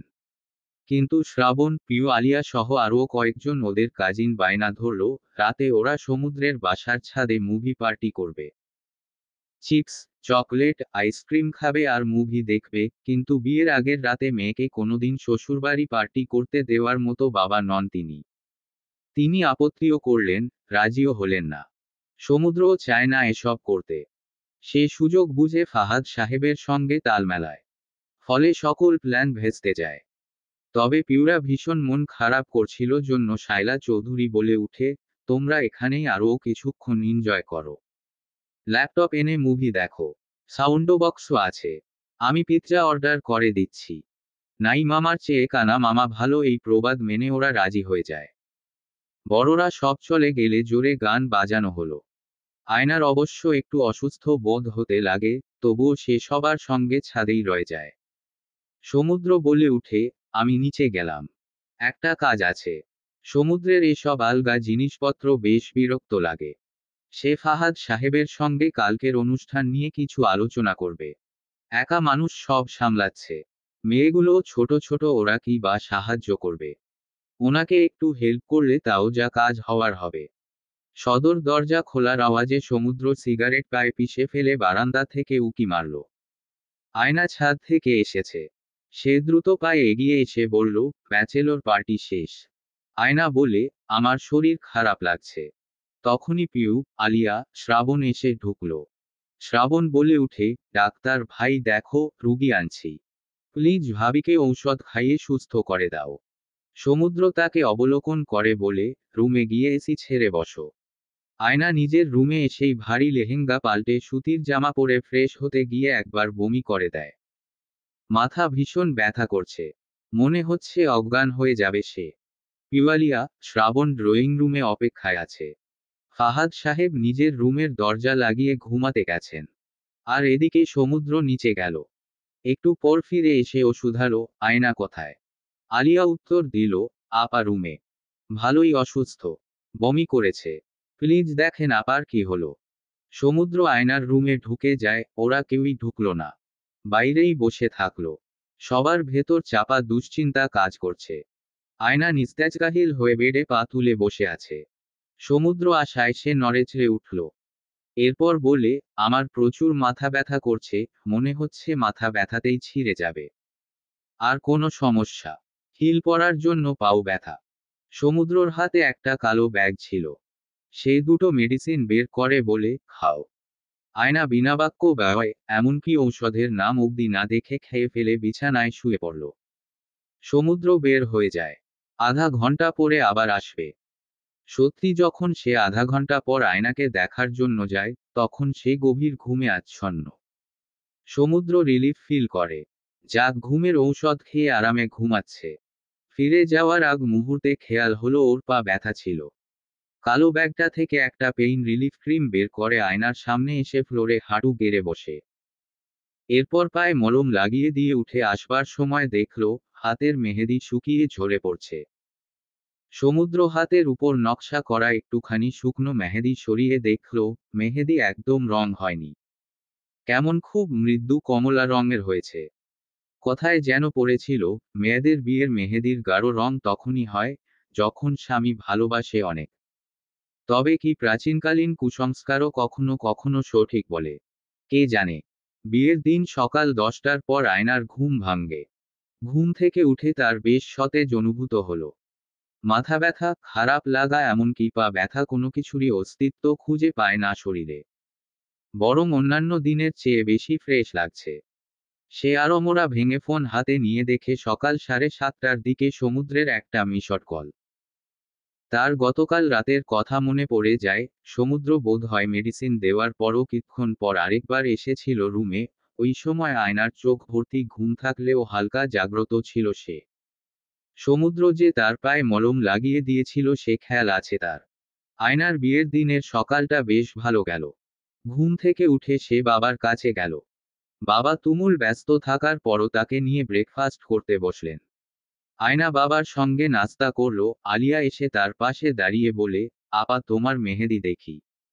আয়না নিজের দুই হাতের দিকে তাকালো। মেহেদি সারা রাত ধরে লাগানোই ছিল। এত ঘুমে ছিল যে তলা অবধি হয়নি রাতে। আয়নার হাত ভর্তি মেহেদিতে লালচে রং এসেছে, তবে সময়ের সাথে সাথে পাল্লা দিয়ে আরও গাঢ় হবে মেহেদির রং। সেই খাওয়া ছেড়ে উঠে হাতে সরিষার তেল মাখলো, এতে করে নাকি আরও রং গাঢ় হয়। 12টার মধ্যে আয়নাদের বাসার পরিস্থিতিতে ওভার উৎসব ভাব চলে এলো। তার বাবার যেন সবকিছুতে এলাহি কারবার করার ইচ্ছা জেগেছে। একটা গরু, একটা খাসি জবাই করা হলো। গ্যারেজেই বাবুর্চি এসে রান্নার আয়োজন করছে। ছাদে খাওয়ার ব্যবস্থা করা আছে। ঘরে ইভেন্ট প্ল্যানাররা এসে ফুল দিয়ে বাসাঘর সাজাচ্ছে। বিল্ডিংয়ে মরিচ বাতি ঝুলিয়ে দেওয়া হলো। হুলস্থুল কাণ্ড যেন। আয়না অবাক হয়, বাবা আদতেই এই অবস্থা করে ফেলেছেন, বিয়ের মেইন অনুষ্ঠান আসলে কি করবে? আচ্ছা, এত আয়োজনের মধ্যে সমুদ্রকে কি যৌতুকও দিতে হবে? এ ব্যাপারে উনি আদৌ কিছু বলেছেন? হয়তোবা বাবার কাছে যৌতুক চেয়েছে। তার বাবার উপর আর কত চাপ দিবে? যৌতুক শব্দটা মাথায় আসার পর কেবল ওইটাই ঘুরঘুর করতে লাগলো। মাথা থেকে কিছুতেই সরাতে পারছে না। সে দ্রুত সমুদ্রের নাম্বারে ডায়াল করে, কোনো কিছু নিয়ে জিজ্ঞাসা থাকলে সরাসরি কথা বলাই উত্তম। সমুদ্র একদম সকাল 6টার দিকে উঠে প্রোটিন শেক পান করে রাস্তায় কিছুক্ষণ জগিং করেছে। এরপর বাসায় ফিরে 20 মিনিট ফ্রি হ্যান্ড এক্সারসাইজ করে নাস্তা করে দেখে বাসায় কেউই ঘুম থেকে উঠেইনি। সে ফের রুমে ফিরে গিয়ে কিছুক্ষণ ল্যাপটপে সব ইমেইল চেক করে, তবুও সময় কাটেনি জন্য পুনরায় ঘুমাতে যায়। বাংলাদেশে আসার পর ঘুমানোর সময় বেশি পাচ্ছে। ফোনের আওয়াজে তার তীব্র অসময়ের তন্দ্রা সামান্য ছুটে যায়। সে হাতড়ে ফোনের স্ক্রিনে চোখ রাখে। আয়না ইজ কলিং দেখে প্রায় ঘুমন্ত অবস্থায় ফোন রিসিভ করে। তার মনে হচ্ছিল ফোন কানে নিয়েই সে ঘুমিয়ে যাবে। আয়না ওপাশ থেকে কী সব বলল। কেন যেন মাথায় কিছুই ঢুকল না সমুদ্রের। তবে ও যখন বলে, আপনি কি যৌতুক চান? সমুদ্র ঘুমের ঘোরে টলতে থেকে বলল, হো, দাও। কিভাবে দিব আপনাকে? সারাদিন অফিস সংক্রান্ত কর্ম মাথায় ঘুরে, সে না বুঝেই বলে, ইমেইল পাঠাও। না হলে ড্রাইভে সেন্ড করতো। দেখছি। আয়না একটু জোরে করে হতভম্ব হয়ে চেঁচিয়ে উঠে বলল, যৌতুকও আপনাকে ইমেইল পাঠিয়ে দিতে হয়? সমুদ্রের তখন সবে ঘুম ছটে, ব্রেইন অবসর থেকে কাজে নামল। সে চোখ কচলিয়ে বলল, কি বলছো? আবার বলো। ঘুমে ছিলাম, বুঝতে পারি নাই। আয়না কাচুমাচু করে বলে, আপনি কি বিয়ে করার সময় যৌতুক নিচ্ছেন? সমুদ্র ফোনের এ প্রান্ত থেকে বলে, যৌতুক আবার কি? এরপরে 1 সেকেন্ড থেমে বলে, সারাদিন মাথায় এসব উদ্ভট জিনিস ঘুরে কেন? আয়না দৃঢ়তার সঙ্গে বলে, উদ্ভট কেন হতে যাবে? সমাজে এসব হচ্ছে না। সমুদ্র বলে, সমাজে তো দেনমোহর ব্যবসাও হচ্ছে। আমি কি বলেছি নাকি তুমি দেনমোহর নিয়ে ব্যবসা করছো? আপনি আমাকে দেনমোহরও দিবেন? সমুদ্র ফোন কানে নিয়েই চিত হয়ে শুয়ে বলে, তোমার কি মনে হয় আমাদের বিয়েটা খেলা খেলা বিয়ে? Toy marriage? তা নয়, তবে আপনি তো কিছুই বলেননি আমাকে। তোমার বাবা সরাসরি আলাপ করে নিয়েছে, তাছাড়া ছোট মানুষ তুমি, এজন্য তোমার সাথে আলোচনা করিনি। আমি ছোট মানুষ হলে, ছোট মানুষকে বিয়ে কেন করছেন? সমুদ্র দুপল ভাবল, এরপর উত্তর দিল, ছোটকে বিয়ে করা যায় কিন্তু টাকা পয়সার আলাপ করা যায় না। আয়না আরও কিছু বলতে চাচ্ছিল, তার আগেই সমুদ্র বলে উঠে, একটু পর তোমার বাসার উদ্দেশ্যই বের হব। তখন যা বলার বলবে। আয়নার তখন বউ সাজা প্রায় শেষ। ঘুমটার সেটিং করানো হয়ে গেছে, লাল শাড়িতে তাকে সত্যিকারের বউদের মতোই লাগছে। সে বারবার নিজেকে মিররে দেখছে। বিশ্বাসই হচ্ছে এই বউটা সে নিজে। আলিয়া একটু পর পর রুমে আসছে, আকদ হওয়ায় বাসাতেই সাজানো হয়েছে তাকে। খুব বেশি সাজেনি। সিম্পল সাজ যাকে বলে। আলিয়া এসেই বলল, আপা সুন্দর করে হাসো। আয়না হাসি দিতেই সে ছবি তুলে ফেলে বলল, দুলাভাইকে তোমার ছবি পাঠাবো। আয়না ঠোঁট বাঁকিয়ে বলে, ওনার সময় আছে নাকি ছবি দেখার? আলিয়া 1 মিনিট পর হাসি দিয়ে বলে, দুলাভাই তোমাকে দেখার জন্য উদ্গ্রীব। দেখো মুহূর্তের মধ্যে সিন করে, তোমার আরও ছবি দেখতে চাচ্ছে। আয়না ছো মেরে ফোনটা তার হাতে নিয়ে দেখে আসলেই মেসেঞ্জারে সমুদ্রের সঙ্গে আলিয়ার চ্যাটিং হয়েছে। সমুদ্র তার ছবিতে লাভ রিয়্যাক্টও দিয়েছে। আবার আলিয়াকে উদ্দেশ্য করে মেসেজ দিয়েছে, অনেক সুন্দর লাগছে। আরও ছবি তুলে এখনই পাঠাও। আয়না মনে মনে বলে, বজ্জাত ব্যাটা, অন্যদের সামনে ভাব এমন ধরে যেন কত দরদদার, অথচ ফাঁকা বাস ভেতর ভেতর। আলিয়া ভয়েজ মেসেজ দিল, ভাইয়া, এভাবে তো ফ্রিতে বউ দেখা যাবে না। বোনাস গিফট দিলে আমি ভেবে দেখতে পারি। আয়না ভাবেনি এটারও রিপ্লে উনি দিবেন। প্রয়োজনীয় ইমেইল ছাড়া যে একটা বাড়তি টেক্সট দেয় না, তার এত আজাইরা সময়ও হবে। কিন্তু সমুদ্র রিপ্লে দিল। আয়নাও পড়ল কি লিখেছে। সে টেক্সট দিয়েছে কিছুটা এমন, নিজের বউকে দেখতেও বোনাস গিফট দিতে হয়। আপু, তুমি তো আমার চেয়েও বড় ব্যবসায়ী। ঠিক আছে, দিব গিফট তোমাকে। এবার ছবি পাঠাও। আয়না টাস্কি খেল টেক্সটটা পড়ে, আলিয়া কিছুক্ষণ জোরে জোরে হেসে আয়নার আর একটা মাত্র ছবি তুলে পাঠালো। ওটাও সঙ্গে সঙ্গে সিন হলো। আয়না আর দেখল না। সে বউ সেজে সারা বাড়ি ঘুরে বেড়ালো। উপস্থিত আত্মীয়দের সঙ্গে আন্তরিকভাবে ছবি তুলল। বাবার সাথে ছবি তুলে, মিলিকে কোলে তুলে নিয়ে আদর করে ছবি তুলল। আজ সে কেন যেন বেশ খুশি। অথচ 1 সপ্তাহ আগেও পাত্রপক্ষ দেখতে আসবে এই দুশ্চিন্তায় সে অসুস্থ বোধ করছিল, কিন্তু একটু পর যে তার বিয়ে, এতে তার কোনো কষ্ট হচ্ছে না। বরং সমুদ্রের জন্য অচেতনমূলকভাবে হলেও অপেক্ষায় আছে। জামাইবাবু বিড়াল হয় ভয়ের জন্য মিলিকে বারান্দায় রাখার ব্যবস্থা করা হয়েছে। বরযাত্রী এলো ঠিক 6টার দিকে। একদম ঘড়ি ধরা সময়ে এলো তারা। আয়না তখন রুমে বসেছিল। সমুদ্রের জন্য দরজায় ফিতা দিয়ে গেইট ধরা হলো। টাকা না দিলে মেয়েপক্ষরা বরকে ভেতরে যেতে দিবে না। সমুদ্র এমনিতেই ঘাউড়া, সে মোটেও টাকা দিতে রাজি নয়। পিয়ুষরাবণকে জানায় দিল, ওদের বলতে যে বর কোনো টাকা দিবে না, এমনি গেইটের ফিতা খুলে দিতে। কিন্তু ওরা দুইজন সমুদ্রের সঙ্গে বিশ্বাসঘাতকতা করল। ফিতার ভেতর দিয়ে টপকে ওদিকে গিয়ে আলিয়ার সঙ্গ দিয়ে বলল, ভাইয়া, জলদি ভাবির ননদ, বোন আর দেবরকে বিয়ের গেইট ধরা বাজেট দাও। আফটার অল ভাইয়ার বউয়ের জন্যই তো বাজেট পেশ করছি। সমুদ্র নিজের দলের মন্ত্রীসৈন্যকে বিপক্ষ দলে ভিড়তে দেখে হতাশ হয়ে পকেট থেকে টাকা বের করে দেয়। সেই বুঝেই গেছে ওর সবদিকই লস আজ। টাকা দেওয়ার পর আলিয়া ফিতা খুলে দিয়ে শরবত আর মিষ্টি খাওয়ালো। সোফায় বসার পর সমুদ্র বারবার আয়নাকে খুঁজতে থাকে। আয়নাকে দেখতে না পেয়ে সে আলিয়াকে জিজ্ঞেস করে, তোমার আপু কোথায়? আলিয়া হাসি মুখে জবাব দেয়, আপা রুমে। কাজী সাহেব ডাকলে বিয়ে পোড়ানোর সময় এসে বসবে। ভাইয়া কি আপুকে বেশি মিস করছেন? সমুদ্র কি বলবে ভেবে পেল না। সে দেখল তার ফোনে ফ্রেন্ডরা কল দিচ্ছে, নিশ্চয়ই তাকে অভিনন্দন জানানোর জন্য। সে রিসিভ করতে পারছে না। তবে নীলার ফোন ধরল সে। নীলার কণ্ঠস্বর কেমন কঠোর লাগলো ফোনের অপর প্রান্ত থেকে। ও বলে উঠে, দোস্ত, যত ঝড়ই আসুক না কেন আজ তুই আয়ানকেই বিয়ে করবি। প্রমিজ কর আমাকে। সমুদ্র করে বলে, বিয়ে করতেই এসেছি ওকে। নীলা বলে, তোর ভাগ্যে আয়নাই আছে। এজন্য ওকে পেতে যাচ্ছিস তুই। তোরা সুখী হ। বাকি সব কিছু ছলনা, কেবল আয়নাই তোর জন্য সত্য। সমুদ্র বুঝে পায় না নীলার এসব কথা বলার অর্থ কি। সে ফোন রেখে কাজী আসার অপেক্ষায় থাকে। ঠিক 7টার দিকে যখন কাজী আসলো, মেয়েকে নিয়ে আসার পালা এখন। অমন সময় সমুদ্রের ফোন বেজে উঠে। আয়নাকে তখন ড্রয়িং রুমে আনা হচ্ছে। লাল শাড়ি পরে বউ সাজে আয়না উপস্থিত হলো যখন, ওই সময় সমুদ্রের ফোন ভাইব্রেট হচ্ছিল। সে স্ক্রিনে তাকাতেই ভূত দেখার মতো পিলে চমকে উঠে। স্ক্রিনে ভেসে উঠা নামটা বহু প্রতীক্ষিত একটা নাম। বহুবার চেয়েছে এই নাম্বার থেকে একটা মাত্র কল আসুক। সেই বিড়বিড় করে, ইউসা, নামটা উচ্চারণ করে। চারপাশ অন্ধকার দেখল সে। ও কেন কল দিচ্ছে? আর কি চাই সমুদ্রের কাছে? আরও বেশি করে ওকে ভেতর থেকে ভেঙে দিতে কল করেছে। নাকি ও গুরুত্বপূর্ণ কিছু বলবে? ফোন বেজে ওঠার পর একাকী থেমে যায়। এরপর একটা মেসেজ আসলো। মেসেজটা স্ক্রিনেই নোটিফিকেশনের মাধ্যমে দেখা যায়, want to talk to you. Receive my call সমুদ্র।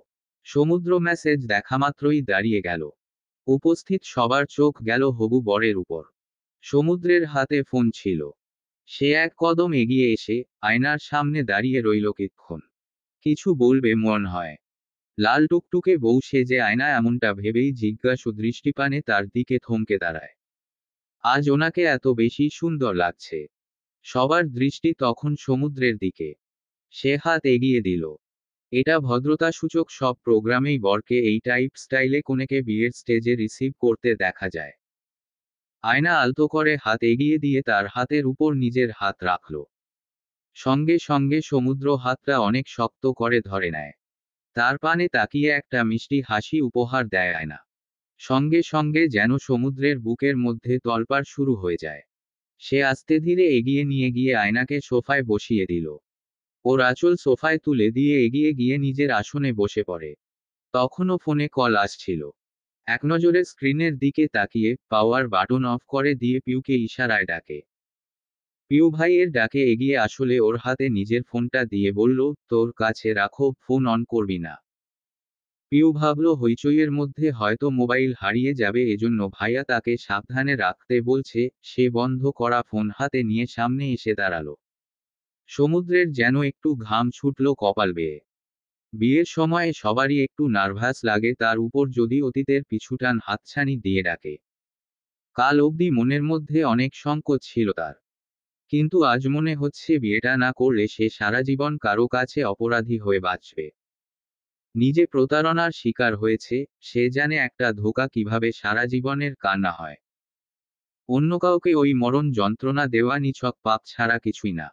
আয়নার সঙ্গে সে অন্যায় করতে পারবে না। ইউসা যদি আজ বিয়ের আসরে এসেও তাকে অ্যাপ্রোচ করত, তবুও ওর কথাতে গলত না সে। বিভিন্ন চিন্তায় নিমজ্জিত থাকার ক্ষণে শ্রাবণ তার কাঁধে হাত রেখে বলল, নার্ভাস নাকি ব্রো? একটু। কামন ভাইয়া, তুমি ছেলে হয়ে এত নার্ভাস কেন হচ্ছ? আর ওইদিকে ভাবিকে দেখো কত চিল আছে। ব্রো, আজ তো তোমারই রাত আর মিয়া তুমি নার্ভাস। সমুদ্র আয়নার পানে দৃষ্টি নিক্ষেপ করে। মেয়েটা আসলেই অন্যদের সঙ্গে হেসে কথা বলছে। কারা যেন ওর স্বর্ণের জুয়েলারি গুলো দেখছে। আয়না উৎসাহ নিয়ে দেখাচ্ছে। হাত নাড়িয়ে চাড়িয়ে হাতের চুড়িয়াংটি দেখাচ্ছিল হেসে হেসে। সমুদ্রের ভারী মায়া হলো মেয়েটার দিকে তাকিয়ে। যদি আত্ম অনুশোচনা বলে কিছু থাকে, সেটা সমুদ্রের মধ্যে আগ্নেয়গিরি আকারে উত্তাপ ছড়াচ্ছে, মেয়েটার নাকি মানেই। বাবার কাছে মানুষ হওয়া ভারী আদরের মেয়ে। অথচ একটু আগেও ইউষার কল আসতে দেখে, হয়তো মনের কোনো কালো কোষাংশ ওর কাছে চলে যাওয়ার জন্য তাড়না দিচ্ছিল। ইউষার সঙ্গে কথা বলার জন্য উত্তেজনা সৃষ্টি করছিল। কিন্তু তার বিবেচক মন স্বইচ্ছায় তা প্রত্যাখ্যান করল। মন থেকেই সে তা প্রত্যাখ্যান করেছে। মস্তিষ্কের বিবেকের চেয়ে মননবিবেক ঢের শক্তিশালী। কাউকে ঠকিয়ে সে কোনোদিন সুখী হবে না। তাও আবার এমন কারো জন্য আয়নাকে ঠকাবে, যার কাছ থেকে নিজেই প্রতারিত হয়েছে। এমন লেইম শিট কোনোদিনই তার দ্বারা সম্ভব না। তাছাড়া ইউষা তাকে এখন কী বা বলবে? স্বর্জি বলবে? আদৌ দুঃখ প্রকাশে কিছু আসে যায়? ওসব ভদ্রতা তো বইয়ের পাতায় যুৎসই। তাকে ফিরে যেতে বলবে। ফিরে যাওয়া কি সম্ভব? উহু। তার আর আয়নার সম্পর্ক ততখানি এগিয়ে গিয়েছে, যতখানি আগালে আর কোথাও ফেরত যাওয়া যায় না। পারিবারিকভাবে বিয়ে তাদের। মনে মনে চাচ্ছে সবটা যেন সুষ্ঠুভাবে হোক। কাজী সাহেবে এসে বসলেন। কাবিননামায় পাতা উল্টাচ্ছিলেন উনি। আর একটু পর বিয়ে পড়ানো শুরু করবেন। ওই নিকাহনামায় তাদের দুইজনের নামে একটা চুক্তিপত্র লেখা আছে, যেখানে সাফ জানান দিচ্ছে, আজকে এই নিকাহনামায় স্বাক্ষরের মাধ্যমে সে আয়নার ভরণপোষণের দায়িত্বে নিয়োজিত থাকবে। এত বড় দায়িত্ব তো সহজ কথা নয়। কারো সস্তা কলে এমন শক্ত দায়িত্ব ঠুনকো হয়ে যাবে না নিশ্চয়ই। কাজী সাহেব বিয়ের প্রস্তাব পেশ করলেন। বললেন, 10 লক্ষ টাকা ধার্য ধরিয়া সমুদ্র সবটা শুনল না। বেশ অস্থিরতা কাজ করছে তার মধ্যে। কাজী সাহেব একদম শেষে বললেন, বলো মা কবুল। সমুদ্র চেয়েও এক মুহূর্তে মাথা তুলে তাকাতে পারছে না। নিশ্চয়ই বউয়ের দিকে তাকিয়ে থাকলে সকলে তাকে বেহায়া উপাধি দিবে। বউ? আসলেই বউ? হ্যাঁ বউ তো। তবে এখনো কবুল বলেনি। তখনই কানে এসে বাজল আয়নার কান্না ভেজা কণ্ঠস্বর। সে 3বার কবুল বলে দেয়। তারপর মনে হয় কান্নাও করে। ওকে ঘিরে ইতিমধ্যে সকলে দাঁড়িয়ে আছে। সমুদ্র মাথা উঁচু করে তাকালো। এবারে কাজী এগিয়ে এসে তার প্রয়োজনীয় কথা সেরে তাকে কবুল বলতে বলে। সমুদ্র দুদণ্ড অপেক্ষা না করে বলে দেয় সেই ঐতিহাসিক শব্দটি। কাবিননামায় তার স্বাক্ষর নিল। তিনি মোনাজাত ধরলেন। তারপর শুকনো খেজুর বিতরণ হলো। এত দ্রুত বিবাহের কার্যক্রম সম্পন্ন হলো যে আর অন্য কিছু ভাবার সময় সে পায়নি। সমুদ্রকে আয়নার পাশে নিয়ে যাওয়া হয়। তখন আয়নার মাথায় ঘোমটা দেওয়া। তাকে ঘোমটা তুলে দিতে বলা হয়। সে দুহাত এগিয়ে এনে আস্তে করে নেটের কাজ করা দোপাট্টা সরিয়ে নেয়। ফলে আয়নার সঙ্গে আজ এই প্রথম সরাসরি অধিকারস্বরূপ চোখের সাক্ষাৎকার ঘটে। আয়নাও তার দিকে তাকায়। মেয়েটার চোখ ভেজা ভেজা। চোখের পাপড়ি ভিজে উঠেছে বিধায় ঘন ঘন চোখ পিটপিট করে তাকাচ্ছে। তাদের দুইজনের অনেকগুলো ক্যামেরায় ছবি তুলে নেওয়া হচ্ছিল। অনেকেই এই মুহূর্তগুলো স্মৃতিস্বরূপ রেখে দিতে চাচ্ছেন। সমুদ্র আয়নার পাশে বসেই সেন্টার টেবিল থেকে টিস্যু পেপার টেনে এনে আয়নার হাতে গুজে দেয়। আয়না টিস্যু হাতে নিয়ে একপল ওনার দিকে তাকায়। আলিয়া একটা সুন্দর কাজ করা আয়না এনে বলল, দুলা ভাই, আপাকে এবারে একটু আয়নায় দেখুন। সরাসরি তো আয়নাকেই দেখছি। আবার আয়নায় আয়নাকে দেখা লাগবে। আলিয়া বলে, জি দেখা লাগবে। সে সমুদ্রর দিকে মিরর তাক করে রাখল। সমুদ্রের চোখের সামনে আয়নার প্রতিবিম্ব ভেসে উঠে। ওর নাজুক মুখপানে তাকিয়ে দুপল সময় নিল সমুদ্র। এরেঞ্জ ম্যারেজ তাদের। কি বলা উচিত? প্রেম প্রেম কোনো পাঞ্চ লাইন মুখ দিয়ে বের হবে না তার। এত প্রেম নাই মনে। সে মিহি কণ্ঠে বলে উঠে, নব্য প্রস্ফুটিত দায়িত্ব। সমুদ্রের ভারী বাংলা বুঝি বোধগম্য হয় না কারোরই। তবু তারা হাততালি দিল। যদিও আরও রোমান্টিক কিছু শুনতে চাচ্ছিল সবাই। এবার আয়নার পালা, কিন্তু বোকা মেয়েটা লজ্জায় নিজেই মাথা নিচু করে ফেলে। ও আর কি জবাব দিবে? সমুদ্রের প্রতিবিম্ব কি ও দেখেছে? আয়না মিনমিন আওয়াজে কাচুমাচু করে অনেক আস্তে জবাব দিল, আমার স্বামী। সমুদ্রের যেন উত্তর শোনার পর বুকে খুব প্রশান্তি এসে আছড়ে ঢেউ তুলে। অস্থিরতা নিপাক যায়, সে ঘাড় ঘুরে নিজের সদ্য বিবাহ করা বউয়ের দিকে তাকালো মুগ্ধ চোখে। আয়না ফের লজ্জায় কাত হয়ে মাথা নিচু করল। উনি ওভাবে তাকিয়ে কেন আছে? লজ্জায় তার মাথা কাটা যাচ্ছে। সে আস্তে করে বলে, প্লিজ অন্যদিকে তাকান। সমুদ্র আস্তে করে বলে, শুনিনি কি বললে? তোমার দিকে তাকিয়ে থাকতে বলছো। ঠিক আছে থাকলাম এভাবেই। সমস্যা নেই। ওনার এমন স্বভাবটা দেখলেই আয়নার গাজালা দিয়ে উঠে। সব সময়ই যা ইনপুট দেওয়া হয় উনি এমন এক মেশিন ইনপুটকে উল্টো করে আউটপুট বের করবে। ফালতু। আয়নার বড় ফুপুর ছেলে রাসেল ভাই ক্যামেরা এনেছেন। উনি বলে উঠল, তোমাদের কিছু কাপল পিকচার তুলব। দেখি একটু কাছে এসে বসো। সমুদ্র প্রথমে ভদ্রতাস্বরূপ আয়না থেকে খানিকটা দূরত্ব নিয়ে বসেছিল। এবারে ওকে আর পায় কে? ও যেন এমন কিছু শোনার অপেক্ষাতেই ছিল। সঙ্গে সঙ্গে আয়নার গা ঘেঁষে বসে কোমরে ডান হাত আলতো করে রাখল। ওনার ছোঁয়া পাওয়া মাত্র আয়নার শিরদাঁড়া কেঁপে উঠে। ইস, পবিত্র ছোঁয়াতেও এত বেশি দ্বিধা। কেমন অস্বস্তিতে নিঃশ্বাস আটকে আসা আসা ভাব। ছবি তোলার পর একটা ছবি ওদেরকে দেখানো হলো। সমুদ্র ফোন হাতে নিয়ে ছবিটা দেখল। সে ভেবেছিল তাকে বরবেশে একদম ভালো দেখাবে, কিন্তু এই সাদা সোনালি মিশেলের শেরওয়ানিতে তাকে দারুণ মানিয়েছে। আবার মা যখন জোর করে পাগড়ি পরিয়ে দিল, তখন জীবনে প্রথম সমুদ্র নিজেকে দুবার মিররে দেখেছে। নিজেকে বরবেশে দেখে সে নিজেই পরিতৃপ্ত। ছবিগুলোও দারুণ তুলেছে, কাজেই ওকে উদ্দেশ্য করে বলে, আমাকে ছবিগুলো দিয়ে দিও আয়না। আয়না ঠেস মেরে বলল, মেইল করে। সমুদ্র তার দিকে সামান্য অবাক হয়ে তাকিয়ে বলে, পিডিএফ আকারে দিও, কেমন? আয়না মুখ ঘুরিয়ে নেয়, কি শখ! বিয়ের ছবি নিবে, তাও নাকি পিডিএফ করে সেন্ড করতে হবে। সে বিড়বিড় করে বলে, মামা বাড়ির আবদার নাকি? সমুদ্র কাছে থাকায় ওর বিড়বিড় করে বলা কথাটা শুনে ফেলে শুধালো, শ্বশুরবাড়ির আবদার। আয়না বিস্ফোরিত চোখে তার দিকে তাকায়। সমুদ্র তার বিখ্যাত ভ্রু নাচার ভঙ্গিমায় হাসল। খাওয়ার জন্য তাদের ডাক পড়ল, ওদের জন্য সব স্পেশাল আয়োজন। একটা মাত্র বড় থালিতে দুইজনকে খেতে দেওয়া হয়েছে। সমুদ্র সামান্য ইতিউতি করতে লাগে। অন্য কারো সাথে সে আবার শেয়ার করে খেতে পারে না।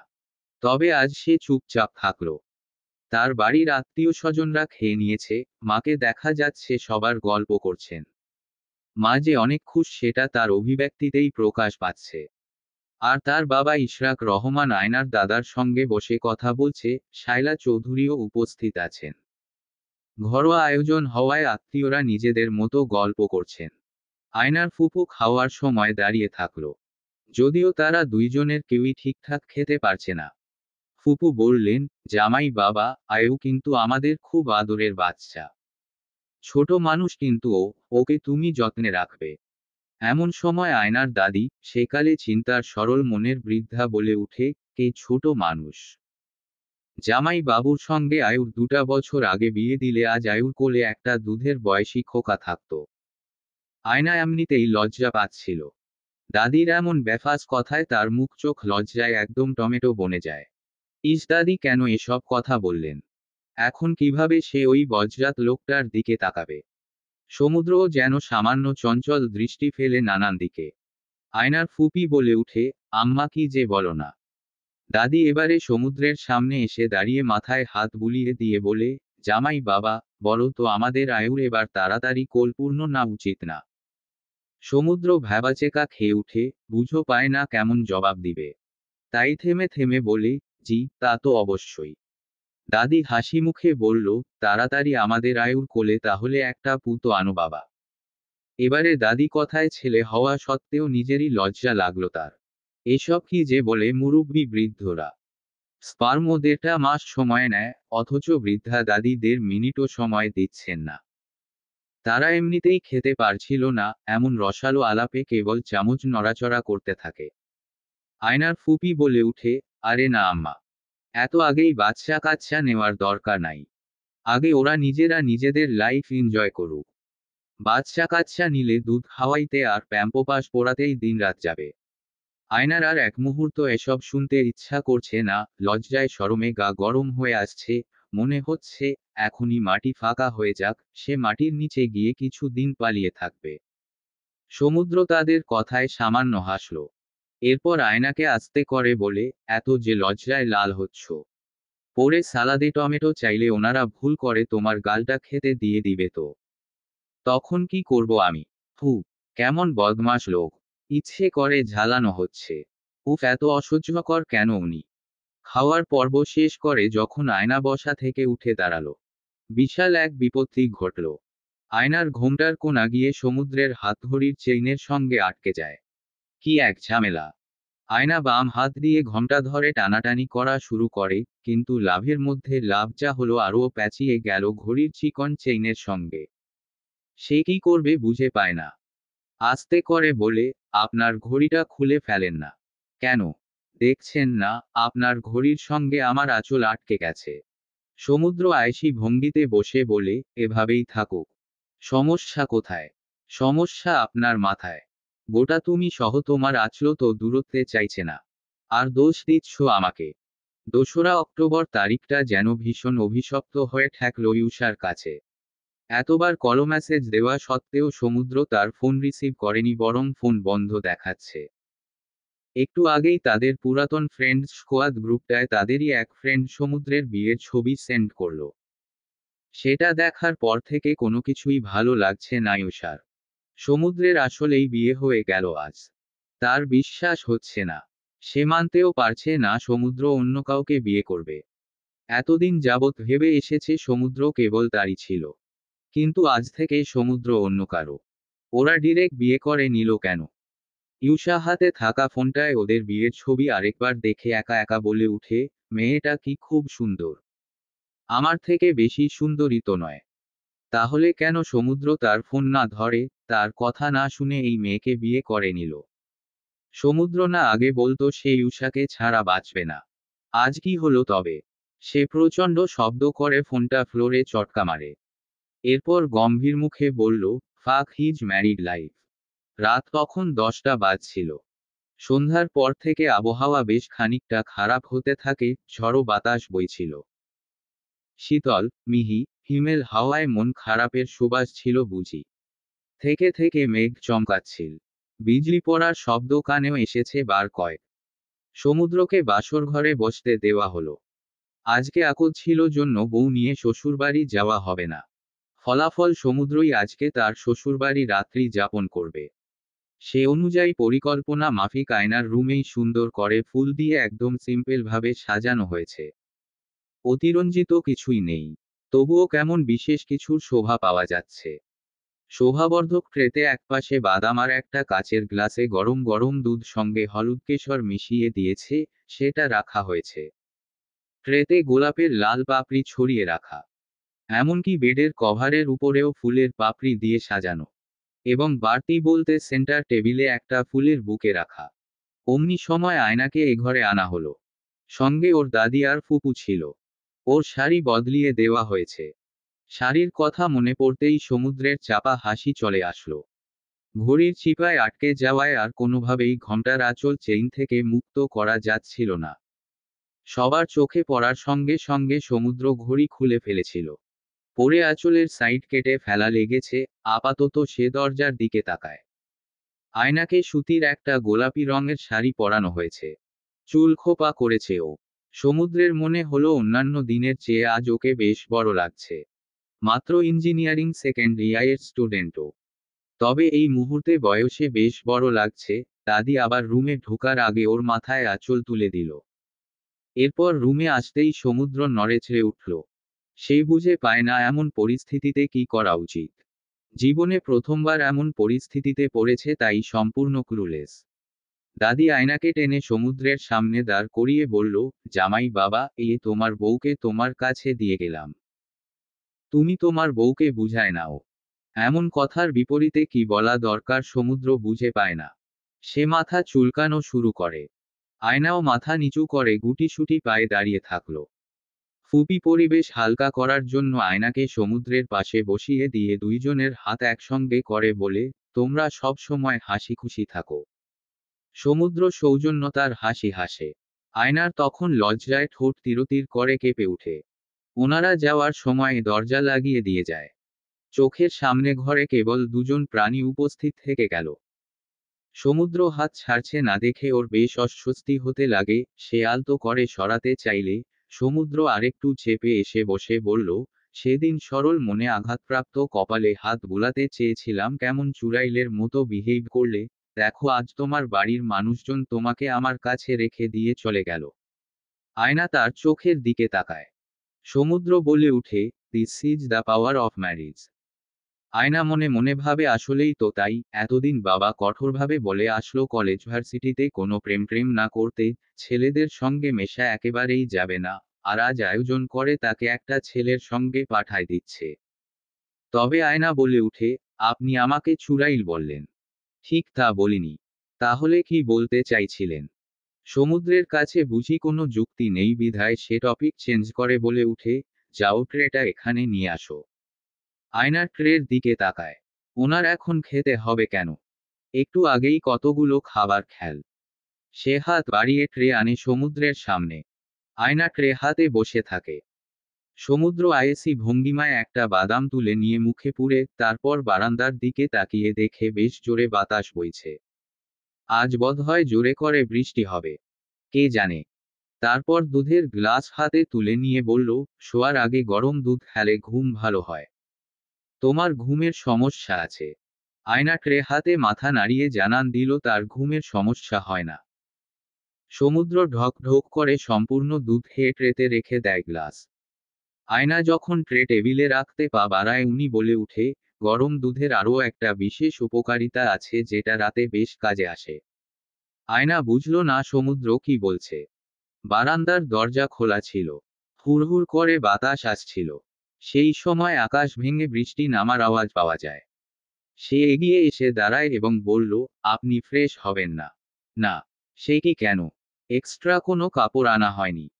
আয়না চটজলদি আলমারি থেকে একটা সাদা রঙের সুতির পাঞ্জাবি বের করে ওনার সামনে ধরল। সমুদ্র মনে হয় খুশিই হলো। সে হাত বাড়িয়ে কাপড় নিয়ে সোজা হাঁটা ধরে ওয়াশরুমের দিকে। সমুদ্র যখন বাথরুম থেকে বের হয় তখন বৃষ্টির বেগ এত বেড়ে গেছে যে রুমের ভেতর বৃষ্টির পানি এসে ফ্লোর ভিজে যাচ্ছিল। সে বাধ্য হয়ে আয়নাকে বলে, বারান্দার দরজা লাগিয়ে দিলে ভালো হয়। আয়না যেন ওনার এই কথায় সামান্য বিচলিত বোধ করল। বোধহয় একটু ভয়ও পেল। তবুও বারান্দার দরজা লাগিয়ে ভেতরে আসে। এত অল্প মুহূর্তেই ওর শাড়ির আঁচলে পানি লেগে ভিজে ওঠে। সমুদ্রের চোখ এড়ালো না বিষয়টি। সে বলল, ফ্যানের সামনে বসো। বাতাসে ভেজা অংশ শুকিয়ে যাবে। আয়না বাধ্য মেয়ের ন্যায় সমুদ্রর পাশে এসে বসে পড়ল। হালকা ঠান্ডা ঠান্ডা লাগলো। বাতাসে চুলগুলো কিঞ্চিত উড়াউড়ি শুরু করে।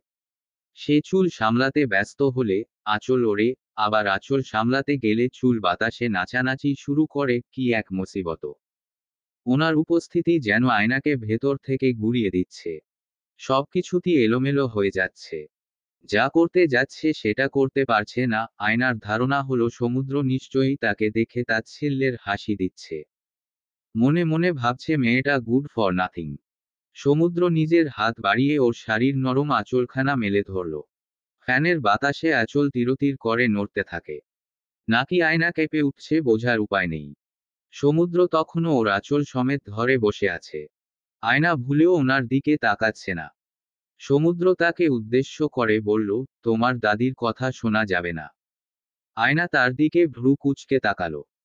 সমুদ্র দুষ্টু হাসি দিয়ে বলে, তোমার কোলে এখনই পুতো আনা যাবে না। না হলে দেখা যাবে বাচ্চাকে ফিডার খাওয়াতে গিয়ে বাবু নিয়ে উল্টে পড়ে আছো। ওনার রসিকতা পূর্ণ বাক্যগুলো শ্রবণ মাত্র আয়নার তখন অবস্থা নাজেহাল। শর্মরাগের সংমিশ্রণে সে মুচড়ে উঠে ভেতর ভেতর। মন চাইল এই রুম থেকে, ওই বদমাশ লোকটা থেকে পালিয়ে যেতে। সমুদ্র সামান্য ঝুঁকে আসে তার দিকে। আয়নার ঐক্ষণে ভীষণ ভয় লাগা কাজ করে। তবে কি এখনই? ওনার মতো লোককে না বলার সাহস নেই আয়নার মধ্যে। তার উপর উনি যতটা রাগী। যদি আয়নাকে দুমড়ে মুচড়ে শেষ করে দেয়। তুমি কি নার্ভাস হয়ে গেলে নাকি? আয়না উত্তর দিতে পারে না। উনি ফের প্রশ্ন করে, কোনো কারণে ভয় পাচ্ছ? আয়না মাথা নাড়িয়ে একবার না বলে, পরক্ষণে হ্যাঁ বলে, ফের না সূচক অর্থ প্রকাশ করে, আবার হ্যাঁ বোধক ইঙ্গিত দেয়। সমুদ্র মুখ উচ্চারণ করে বলে, বুঝেছি। কাছাকাছি আসার ফলে সমুদ্র খেয়াল করে ওর মেহেদির রং বেশ গাঢ় হয়েছে, একদম গাঢ় খয়েরি। সে ভারী অবাক হলো। কালকেই না কেমন হালকা কমলা ছিল। আজ হুট করে কিভাবে এত গাঢ় রং আসলো? সে হাত বাড়িয়ে আয়নার দুহাত ধরে ফেলে। সঙ্গে সঙ্গে আয়না যেভাবে কেঁপে উঠল সমুদ্রের মনে হতে থাকে খিঁচুনির রুগী দেখল সে। নিজের হাতে ওর হাতগুলো ধরে রেখে প্রশ্ন করল, মেহেদির রং অনেক গাঢ় হয়েছে? এরপর আয়নার দুহাতের মেহেদির ঘ্রাণ নিল নাক দিয়ে। ফলে ওনার ঠোঁটের অল্প পরিসরের ছোঁয়া এসে আছড়ে পড়ে আয়নার তুলতুলে টুকটুকে মেহেদি পরা হাতে। আয়নার কম্পিত শরীরের কার্যক্রম স্পর্শ না করেও টের পায় সমুদ্র। আয়নার ডান হাতের তালুতে একদম মাঝে সমুদ্রের নাম লিখা হয়েছে। সমুদ্র ওর চোখের দিকে তাকিয়ে বলে, আসো, শুয়ে পড়ো। তোমাকে ক্লান্ত দেখাচ্ছে খুব। আয়না উঠে আসতে ধরলে সমুদ্র প্রশ্ন করে, বেডের কোন সাইডে শোয় তুমি? কিনারে নাকি দেয়লার এদিকে? আয়না উত্তর দেয়, মাঝখানে। মাঝখানে কেন?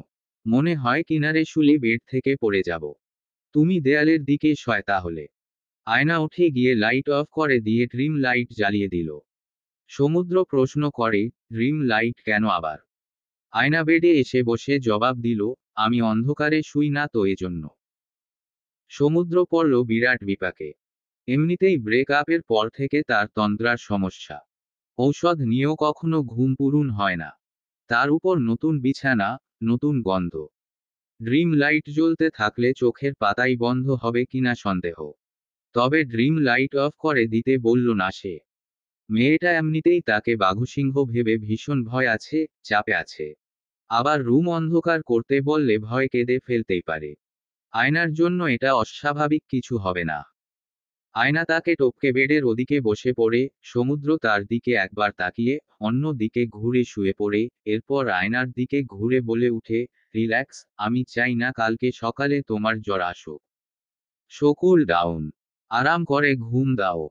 আয়নার মুহূর্তেই সেই অপমান করার দিনটার কথা স্মরণ হলো। এই মানুষটা এত লজ্জাজনক কথা কিভাবে বিনা দ্বিধায় বলে ফেলে। মুখে কোনো লাগাম নেই, কিচ্ছুটি আটকায় না মুখে। আয়না সঙ্গে সঙ্গে ঘুরে ওদিকে মুখ করে শুয়ে পড়ে, ওনার দিকে ভুলেও আর তাকাবে না। ইচ্ছা করে তাকে অপদস্থ করে সব সময়। সমুদ্র সামান্য হাসল। এরপর চোখ খোলা রেখেই শুয়ে থাকে। রাত কয়টা বাজে খেয়াল নেই। তবে আয়নার ভারী নিঃশ্বাসের শব্দ কানে আসে। একটু পর সে উঠে বসে। আয়না তখন ঘুমের ঘোরে এদিকে ঘুরে আসে। সমুদ্র উঠে বারান্দায় গিয়ে দাঁড়ালো। বৃষ্টি থেমে গেছে কিন্তু বারান্দার মেঝেতে বৃষ্টির পানি পড়ে আসে। সে পা মারিয়ে বারান্দায় গিয়ে দাঁড়ালো। সঙ্গে সিগারেট নেই জন্য আফসোস হলো। সিগারেট খেতে পারলে একটু আরাম পাওয়া যেত। অনুভূতি কিছুটা বৃষ্টির মতো। বৃষ্টি থেমে গেলেও যেমনটা করে বৃষ্টির ফোঁটা রয়, তেমনি অনুভূতি মরে ফেললেও অবশিষ্ট কিছু স্মৃতি আজীবন রয়ে যায়। এমনই এক বৃষ্টিমুখর রাতে সে আর ইউশা নিউক্যাসল সিটিতে ঘুরতে গিয়েছিল। থোরাক্স কার্ড শেষ হওয়ার পর ঘুরতে বেরিয়েছে দুইজনে। তখন কেবল রিলেশনের একদম প্রথম। মাখো মাখো প্রেম। সিবিচ ঘুরে ফিরে আসার পথে হঠাৎ বৃষ্টি পড়া আরম্ভ করল। ইউশার শখ জাগলো ও বৃষ্টিতে ভিজবে। সমুদ্র আবার ইউশার সব ধরনের শখ খুব শখ নিয়ে পূরণ করত। তারা যাওয়ার পথের বাস থেকে নেমে বৃষ্টিতে ভেজে। একদম কোনো চিন্তা ছাড়া, লোকে কি বলবে এসব কিছু না ভেবেই দুইজনে একসঙ্গে বৃষ্টিতে ভিজল। লাফালাফি, হাসাহাসি করল। এরপর সমুদ্র হাঁটু গেড়ে বসে ওকে প্রপোজও করল। তখন অবশ্য বয়সে ছোট ছিল। কেবল ফার্স্ট ইয়ারে ছিল, তাও প্রথম প্রেম, পাগলামির মাত্রা বেশি ছিল। সে চোখ বন্ধ করে নিজেকে ধাতস্থ করল। ভেজা পা নিয়েই রুমে ফিরে আসে এবং বেডে বসতেই দেখে আয়না ঘুমের ঘোরে একদম বেডের মাঝে এসে ঘুমাচ্ছে। সমুদ্র একটু চেপে এসে আয়নার একদম কাছাকাছি শুয়ে খুব অধিকারবোধ থেকে আয়নার শাড়ির ভাঁজ কিঞ্চিত সরিয়ে দিয়ে ওর পেটে হাত গুজে দেয়। আয়না গভীর ঘুমেও নড়ে উঠে। ওর শাড়ি একদম এলোমেলো হয়ে আছে। সমুদ্র একদৃষ্টিতে ওর দিকে তাকিয়ে থাকে। সেন্টার টেবিলে ওর বন্ধ ফোন পড়ে থাকে। ড্রিম লাইটের আলোয় খেয়াল হলো আয়নার চোখের কাছটায় একটা চোখের পাপড়ি অযত্নে পড়ে আছে। সে আস্তে করে পাপড়িটা সরিয়ে দিল। ফুলেল বিছানায় একদমই ঘুম আসছিল না, তবে আয়নার ঘুম দেখে সেও চোখ বন্ধ করে। সমুদ্রের ঘুম ভাঙ্গে আয়নার ডাকাডাকির শব্দে। আর কত ঘুমাবেন? সমুদ্র ঘুমু চোখে বলে, বাসর রাত পুরাটা ঘুমায় কাটিয়ে সকালবেলা চেঁচামেচি করছো কেন? ঘুম থেকে উঠেই এমন কথার তোপে পড়ে আয়না ফের লজ্জা পায়। এমনিতেই নিজের গায়ে কারো উপস্থিতি লক্ষ্য করে আজ দ্রুত ঘুম ভাঙ্গে। চোখ খুলতেই নিজের শরীরে ওনার পুরুষালী হাতের ছোঁয়া পেতেই আয়না চমকে উঠে বসে। আবার পরমুহূর্তে বেশ শরমবোধ করল। সে নিজেই মাঝখানে একদম সমুদ্রের গায়ের কাছে ঘুমের ঘোরে চলে এসেছে সে খেয়াল ছিল না। সমুদ্র উঠে বসে বলল, জড়টর আসেনি তো রাইট। আয়না উঠে দাঁড়িয়ে রুম ত্যাগ করে। সমুদ্র মনে মনে নিজের বাড়ি ফেরার প্রস্তুতি নেয়। নাস্তা সেরেই বের হয়ে পড়বে। সে যখন নাস্তার টেবিলে আসে, তখন সবাই যেন তার জন্য অপেক্ষা করছিল। দাদি তাকে খেতে দিল। আয়নাও নাস্তা করছিল। দাদি জিজ্ঞেস করে, বাবা তুমি কি কি খেতে পছন্দ করো? আয়নাও কান খাড়া করে শোনার চেষ্টা চালায়। সে ধরে নেয় সমুদ্রের অনেক নামিদামি খাবার পছন্দ। একে তো অস্ট্রেলিয়ায় থাকতো তার উপর বড়লোকের একমাত্র ছেলে। সমুদ্র বলে উঠে, দেশি খাবার ভালো লাগে। যেমন কচুর লতি দিয়ে চিংড়ি, শুটকি ভর্তা, আলু ভর্তা, লাল শাক, করলা ভাজি সহ সব ধরনের দেশি খাবার পছন্দ। আয়নার চোখ কপালে উঠে যায়। দাদি তার উত্তর শুনে খুব খুশি হলেন, প্রশ্ন করলেন, বাবা সবুজ কচুর ডাল খাও তো? জি, আলু ভর্তার সঙ্গে দারুণ লাগে। সকালে নাস্তা সেরে রুমে এসেই সমুদ্র মানিব্যাগ পকেট নেয়, তখন আয়না প্রশ্ন করে, কোথাও যাচ্ছেন? সমুদ্র শুধালো, বাসায় যাচ্ছি আয়না। এখনই? হুম, যেতে হবে। শুনো ফোন দিলে ফোন ধরবা আর অফিস আসবে তাও রেগুলার। আসি। আয়নার একদমই ওনার দেওয়া বিদায় পছন্দ হলো না, ভীষণ মন ভার হলো। কি দরকার এত জলদি যাওয়ার? কালকেই বিয়ে হলো। আজকেই কেন দূরত্ব? তবে মুখে কিছু বলল না। একটু পরই সমুদ্রকে তার রুমে ফিরে আসতে দেখা গেল। ওনাকে দেখামাত্র আয়নার মন ভালো হয়ে যায়। সমুদ্র বলে উঠে, যেতে দিল না। তোমার বাড়ির লোকজন আমাকে আটকায় রাখছে। আয়নার ওনার কথা শুনে খুব আনন্দ লাগলো। ভালো হয়েছে। নতুন বিয়ে করে আপনাকে কেন এত জলদি বাড়ি যেতে হবে? বউ রেখে বাসায় যাওয়ার তাড়া কেন? সমুদ্র দুবার সারা রুম পায়চারি করল। এরপর আয়নার কাছে ফিরে এসে বলল, আমার বাসার সবাই সন্ধ্যায় আসবে। ডিনার করে তারপর যাব। আচ্ছা এতক্ষণ সময় কিভাবে পার করব? জানি না তো। এক কাজ কর, গুগলে সার্চ দিয়ে দেখো নবদম্পতিরা কিভাবে সময় কাটায়। Hurry up. আয়নাও সরল মনে গুগলে সার্চ দিল এবং সঙ্গে সঙ্গে যেসব আর্টিকেল আসলো তাও ছবি সহ। ওগুলো চোখের সামনে আসামাত্র আয়নার লজ্জায় চোখ মুখের অবস্থা করুন। ওনার মাথার চুল ছিঁড়ে ফেলতে ইচ্ছে করল। সমুদ্র ওর অবস্থা দেখে শব্দ করে এই প্রথমবার হাসল। আয়না এই প্রথম ওনাকে হাসতে দেখল। বিকেলের দিকে আয়নাদের বাসা জমজমাট হলো। সমুদ্রের বাসার সকলেই এলো। ইশরাক রহমান, মিসেস রোদেলা এবং পিউ এসেছে। সঙ্গে স্পেশাল মেহমান হয়ে ইভানা ও তার ছেলে এসেছে। হইহল্লা করতে করতে ডিনার শেষ করে সবাই আগদে দেওয়া গিফট খুলতে বসল। সমুদ্রকে আয়নার পাশে বসিয়ে দেওয়া হলো। সমুদ্রের পরনে গতরাতে সফেদ পাঞ্জাবিটাই রয়ে গেছে, ওর হাবভাব দেখে বোঝাই যাচ্ছে নতুন জামাই। আয়নাও আজ শাড়ি পরেই আছে। একে একে সব গিফট আনপ্যাক করা হচ্ছিল। মেয়ে পক্ষের আয়োজিত অনুষ্ঠান বিধায় বেশিরভাগ উপহার দেখা যাচ্ছিল ঢালাওভাবে কনেকে উদ্দেশ্য করেই দেওয়া। শাড়ি, জুয়েলারি বক্স, কত কি যে পেয়েছে উপহারে। সমুদ্র মুখ ফসকে বলেই দিল, বিয়েতে সবচেয়ে লাভ আয়নারই হলো। সব গিফট তো ওর জন্যই। ইভানা আন্টি কথাটা শুনতে পেয়ে বলে উঠে, কি যে বলিস না। এইসব তো সমুদ্র তোর ভাগেরই উপহার।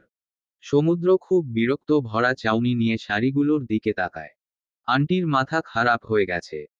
না হলে কোনোদিন বলতো যে শাড়ি নাকি সমুদ্রের ভাগের উপহার। ইভানা আন্টি সমুদ্রের অভিব্যক্তি দেখে হেসে বলল, বিশ্বাস করলি না? দাঁড়া বেটা দেখাই তোকে। এরপর পাশে থাকা একটা ব্লেন্ডারের প্যাকেট ইশারা করে বলে, এই ব্লেন্ডারে আয়না জুস বানায়, তোকেই তো খাওয়াবে, তাই না? সমুদ্র চোখ ছোট ছোট করে আয়নার দিকে তাকালো। আয়না একবারও ওর দিকে তাকায়নি, এতে সমুদ্রের ইগো হার্ট হলো। বাসায় গেস্ট আসার পর সমুদ্র দুবার ওর সাথে কথা বলার চেষ্টা করেছে, কিন্তু কেন জানি আয়না ইতিউতি নানান উছিলায় তাকে ইগনোর করে আত্মীয়দের সঙ্গে বিজি ছিল। তার থেকে এখন ওর কাছে আত্মীয়রাই বড় হয়ে গেল। এদিকে ইভানা আন্টি থেমে নেই। তিনি আরেকটা চায়ের কাপের সেট দেখিয়ে বলে, চা বানিয়ে তোকেই তো খাওয়াবে এই কাপগুলো দিয়ে। তাহলে বল এসব উপহার কার কাজে বেশি আসছে? ওই বেড কভারে তুই ঘুমাবি, তারপর এই যে এত শাড়ি জুয়েলারি এসব তোর বউই তো পরবে। হেয়ার ড্রায়ার দিয়ে তোর বউই তো চুল শুকাবে। সব প্রফিট তো তোর ভাগেই গেল। সমুদ্রের ব্যবসায়ী মন অঙ্ক কষে জানান দিল, আসলেই উপহারগুলো দিয়ে তারই ফয়দা হলো। সংসারে অন্তত 1 বছর আর কিছু কেনা লাগবে না।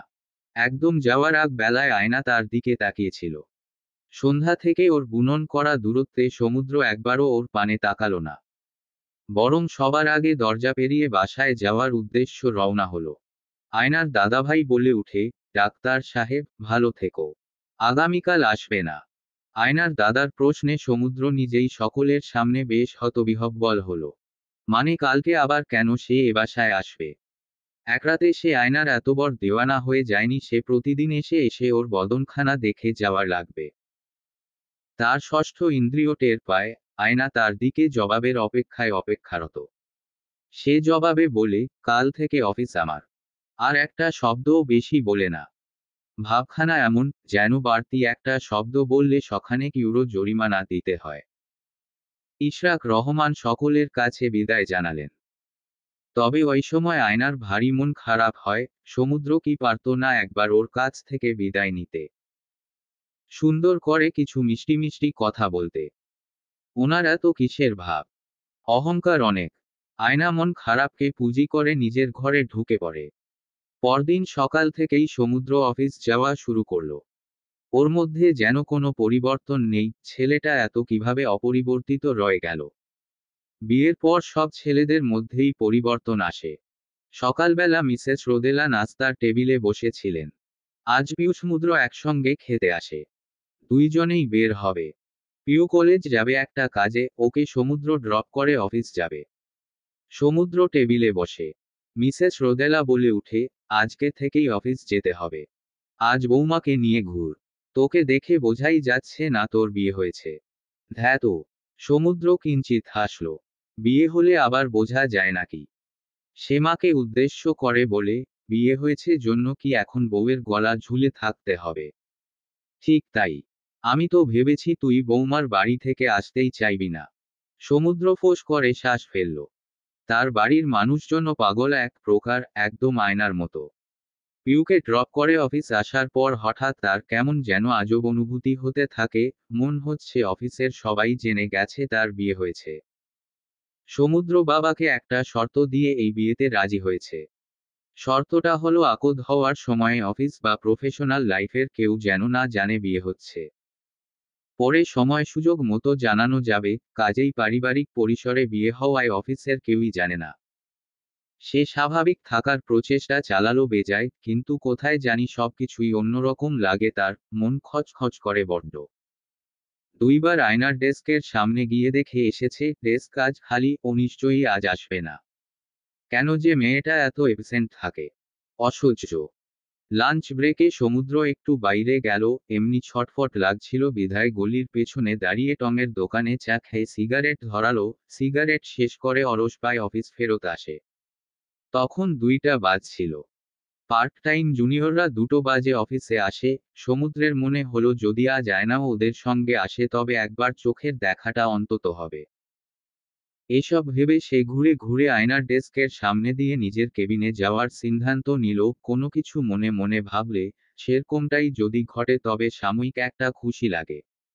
সমুদ্রও সাময়িকভাবে খুশি হলো।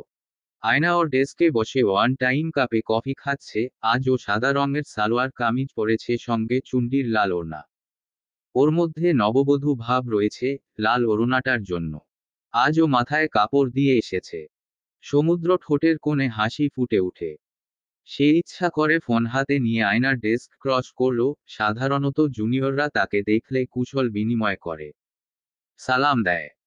তাদের অফিসে রুলস আছে, অফিসের কারো সাথে সাক্ষাৎ হলে সুন্দর করে ফর্মালিটি মেইনটেইন করতে হবে। সমুদ্র আশায় ছিল আয়না তাকে গুড নুন উইশ করবে, কিন্তু বিধিবাম। আয়না যেন তাকে দেখলই না। একদম কম্পিউটার স্ক্রিনে তাকিয়ে কফিতে চুমুক দিতে লাগে, যেন সমুদ্রের কোনো অস্তিত্বই নেই। সমুদ্রের রাগ হলো। আসছে উনি। এমন ভাব যেন সফটওয়্যার ডেভেলপমেন্ট করে মাইক্রোসফট উদ্ধার করছে। আহা, এইসব চুনোপুটি বাচ্চা সিএসসি ইঞ্জিনিয়ারের ভাব দেখলে হাসি পায়। একবার বাগে পাই তোমাকে। তখন বাসার রান্নাঘরে সাইনবোর্ড লাগানো হবে যেখানে বড় অক্ষরে লেখা থাকবে, এখানে সিএস ইঞ্জিনিয়ার দ্বারা ভাত রান্না করা হয়। সমুদ্র কেবিনে গিয়ে বসে পড়ে প্রতি সপ্তাহের যে কোনো ডেটে জুনিয়র ইন্টার্নদের নিয়ে তার কেবিনে একটা গোল মিটিং বসে। ডিসকাশন হয়, পরবর্তী সপ্তাহের কাজের প্ল্যান করা হয়। এরপর কফি কুকিজ খাওয়ানো হয়। সমুদ্র আজকে সবাইকে তার কেবিনে ডাকলো 3টার দিকে। তখন 2:30 বাজছিল। সে ঘড়ির দিকে চেয়ে থেকে বলল, মিসেস আয়না, স্বামীকে ইগনোর করলেন কিন্তু বসকে কিভাবে ইগনোর করবেন?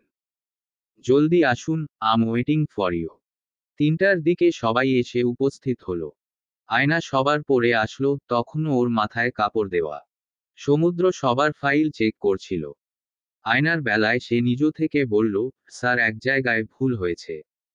সমুদ্র যেন এমন কিছুই শুনতে চায়, সে বলে উঠে, মিস আয়না আপনি প্লিজ এরপর থেকে জাস্ট বলবেন কোনগুলি ঠিক করেছেন, আমি বুঝে নিব বাকিগুলোতে ভুল আছে, সংশোধন প্রয়োজন। সজল ভাইসহ টুম্পা আপুও হাসলো। এরপর সজল ভাই বলল, আয়না তো জুনিয়র, আস্তে আস্তে অভ্যাস হয়ে যাবে। বোঝাই যাচ্ছে আয়না বেশ ক্ষেপে গেছে। টুপ করে ওর মাথা থেকে ওড়না পড়ে যায়। সমুদ্রের মন চাইল এক্ষুনি গিয়ে তার মাথায় আলতো করে ওড়না জড়িয়ে দিয়ে আসতে। সমুদ্র যেদিন প্রথম এই প্রোগ্রামটার জন্য আয়নার সিভি পায়, ওর সেমিস্টার ছিল 2 দেখামাত্র রিজেক্ট করে দেয়। কারণ সে ফ্রেশ গ্র্যাজুয়েট আর 4th ইয়ারের স্টুডেন্ট নিতে চাচ্ছিল। কানাডিয়ান এক কোম্পানির স্পন্সরশিপে তারা এই ইন্টার্ন পার্ট টাইম প্রোগ্রামের ব্যবস্থা করেছে। অল্প বেতন, লিমিটেড আওয়ার বেজড জব। 6 মাস ট্রেনিং সহ কাজ করবে। একটা সার্টিফিকেটও পাবে। কিন্তু ইশরাক রহমানের স্পেশাল রেফারেন্সে আয়না এই প্রোগ্রামে সিলেক্টেড হয়।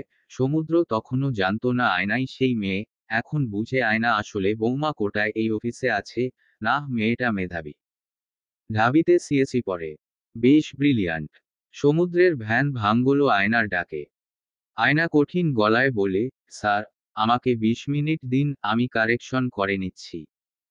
সমুদ্র বলে, আপনি বসুন, আমি দেখছি। আর সজল ভাই, বাকিদের কাজ ঠিক আছে, আপনারা যেতে পারেন আজকে। কফি খান, রিফ্রেশ হন।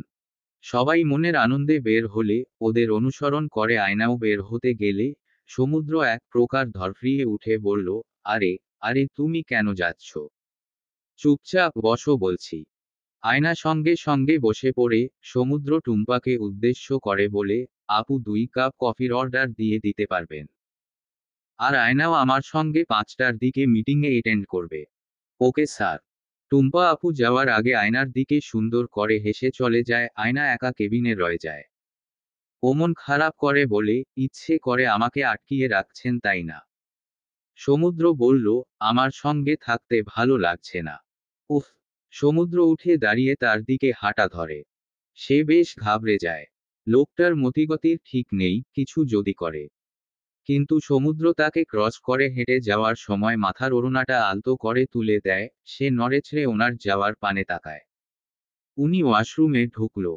আয়না ভেবেই কুল পাচ্ছে না কেন সমুদ্র অফিসের সবাইকে তাদের বিয়ের কথা হাইড করল।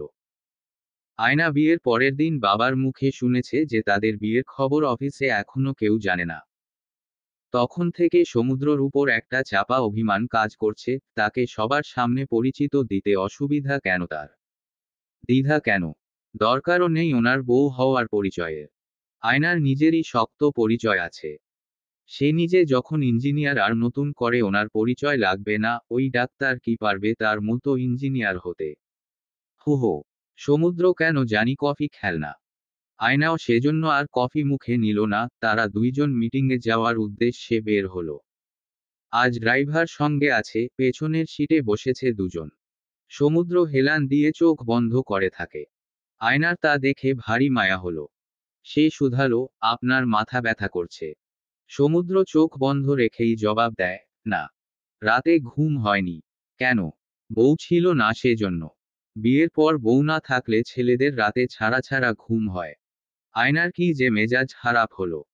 ব্যাটা বিয়ে করেই বাসায় যাওয়ার জন্য অস্থির হচ্ছিলি, তার উপর 2 রাতই হলো কেবল। এতেই উনি বউবিবাহ বিশেষজ্ঞ হয়ে গেল। সে আরও বাজিয়ে দেখতে চাইল। বলে উঠে, তাহলে বউ থাকলে ভালো ঘুম হয়। সমুদ্র এবার চোখ খুলে, হেলান দেওয়া থেকে উঠে পিঠ সোজা করে বসতে বসতে বলল, ধুর, কি যে বলেন না, মিস আয়না। বউ সঙ্গে থাকলে তো আরও ঘুমই হয় না, রাত জাগা লাগে। বাক্য দুটো শোনামাত্র আয়নার তসতসে গাল দুটোয় রক্তিম আভা ফুটে উঠল। সে অন্যদিকে মুখ ঘুরিয়ে নিয়ে মনে মনে ভাবে, এই লোক কোনোদিন শুধরাবে বলে মনে হয় না। 2 দিন ইতিমধ্যে অতিক্রম হয়ে গেল। সমুদ্র সেদিন লাঞ্চ ব্রেকের পর গুরুত্বপূর্ণ মিটিংয়ে বিজি ছিল। তখন সোয়া 3টা বাজে। আজকে আয়নার অফিসে আসার কথা ছিল না। এই 2 দিনের মধ্যে তাদের ফোনেও কোনো কথাবার্তা হয়নি, কোথায় জানি একটা পুরু দেওয়াল হানা দিচ্ছে তাদের সম্পর্কে। মিটিংয়ের মাঝে আয়নার নাম্বার থেকে কল আসে। সমুদ্র মনে মনে ভীষণ শান্তি পায়। মেল ইগো স্যাটিসফাই হয় তার, সে ফোনটা ধরল না। আর কল আসলো না। আরও আধা ঘন্টা মিটিং চলমান রইল। এরপর আলিয়ার নাম্বার থেকে কল আসে। সে ভ্রু কুঁচকে তাকায়, আলিয়ার তো কল দেওয়ার কথা না, আয়নার কিছু হলো না তো। সে দিক বেদিক ভুলে কল ধরল ব্যস্ত মিটিংয়ের মাঝেই। আলিয়া ওপাশ থেকে ভারাক্রান্ত গলায় বলল, ভাইয়া একটা বিরাট বিপদ হয়ে গেছে। আপা নাক ফোরালো, এরপরে নাক ফুল পড়তে গিয়ে রক্তাক্ত হয়ে গেল। নাক ফুলে গেছে, আপার ভীষণ ব্যথা হচ্ছে। ব্যথায় আপা কান্না করে বাসা উল্টায় ফেলছে। আপনি এসে একটু আপার ব্যথা কমিয়ে দিন। সমুদ্র আলিয়ার কথায় কি বুঝল কে জানে, সে এ প্রান্ত থেকে বলে, নাকে ফুল পড়েছে কেন? তোমার আপা নাকে গোলাপ ফুল পড়ল নাকি? গোলাপ ফুল কেন পড়বে? নাকফুল, ভাইয়া নাকফুল। কানে ফুটা করলে যেমন কানের দুল পড়ে, তেমনি নাক ফোরালে নাকফুল পড়ে। সমুদ্র এবার বুঝল। সে বলে উঠে, নাক ফুলে গেছে। পেইন খুব হচ্ছে। আচ্ছা আমি আসছি। একটু ওয়েট করো। সমুদ্রের একদম খেয়াল ছিল না সে মিটিং রুমে বসে আছে। আয়না ব্যথা পেয়েছে শুনে অতি উত্তেজনায় জোরে কথা বলছিল। আস্তে বলার কথা মনে ছিল না। তাদের মধ্যে রুমে উপস্থিত থাকা একজন মহিলা বলে উঠে, নাক ফোরাতে গিয়ে ব্যথা হয় অনেক। তাকে নাক ফোরালো মিস্টার সাদবিন। কার জন্য এত ব্যাকুলতা? প্রেমিকা সে। সমুদ্র ভেবে পায় না কি জবাব দিবে ওনাকে। অফিসে তো বিবাহের বিষয়টি গোপন রেখেছে, পরক্ষণে বিজ্ঞানের একটা অদ্ভুত মজার থিওরি খেয়ালে আসে, তা হলো, সকল খারই ক্ষারক কিন্তু সকল ক্ষারক ক্ষার নয়। বিজ্ঞানের সঙ্গে সে রিলেট করল। সকল বউই প্রেমিকা কিন্তু সকল প্রেমিকা বউ নয়। তাহলে যুক্তি অনুযায়ী আয়না তো তার এক ধরনের প্রেমিকাই। বউ প্রেমিকা। সে প্রফুল্ল চিত্তে উত্তর দিল, ইয়েস। সমুদ্র যখন আয়নাদের বাসার বেল বাজাচ্ছিল তখন সঙ্গে সঙ্গে আলিয়া গেইট খুলে দিল। আলিয়ার চেহারায় দুঃখী দুঃখী ভাব। সমুদ্র ভেতরে প্রবেশ করে প্রথম যে কথাটা বলল তা হলো, তোমার আপা কোথায়? আপা রুমে শুয়ে কান্না করছিল ব্যথায়, এজন্য ভয় এক প্রকার লুকিয়ে আপনাকে কল দিলাম। লুকিয়ে কেন? আপা মানা করেছে। বলল আপনার আশা লাগবে না। ব্যস্ত মানুষ আপনি। সমুদ্র বিরক্তিতে চ বর্ণ উচ্চারণ করে। একে 2 দিন ধরে ফোনে কথা হয় না, হোয়াটসঅ্যাপে একবার মেসেজের রিপ্লে দিয়েছে। এরপর উধাও তিনি। এখন ম্যাডাম বাকি সব কিছু তাকে না জানিয়ে আগ বাড়ায় একা একা সব করে নিতে চাচ্ছে। সে আয়নার রুমের দিকে পা বাড়ালো। একবার ভাবল নক করে ঢুকবে ভদ্রতা সূচক। কিন্তু পরে ভাবল মোটেও না। যে অবস্থায় থাকুক তার কাছে ম্যাটার করে না। সমুদ্র বিনা নক করে দরজা খুলে ঢুকে পড়ে। আয়না তখন বিছানায় শুয়ে কাতরাচ্ছিল। চোখ ভেজা। সমুদ্রকে দেখামাত্র পিলে চমকে উঠে। নিশ্চয়ই তাকে এ অবেলায় আশা করেনি। আয়না উঠে বসল। সমুদ্র বলে উঠে, হুট করে, বিনা নোটিশে নাক ফোরাতে গেলে কেন? আয়না মুখ ঘুরিয়ে নিয়ে বলল, দাদি বলল, বাক্যটা শেষ না করেই চুপ বনে যায়। সমুদ্র তাগিদ দিয়ে বলে, বাক্য অসম্পূর্ণ রাখলে কেন? কি বলেছেন উনি? আয়না মুখ ফুলিয়ে বলে উঠে, নাক ফুল পড়লে স্বামীর মঙ্গল হয়। তাই ভাবলে আমার একটু কল্যাণ হোক। এই বাড়তি মঙ্গলটুকু করে খুব উপকার করলে।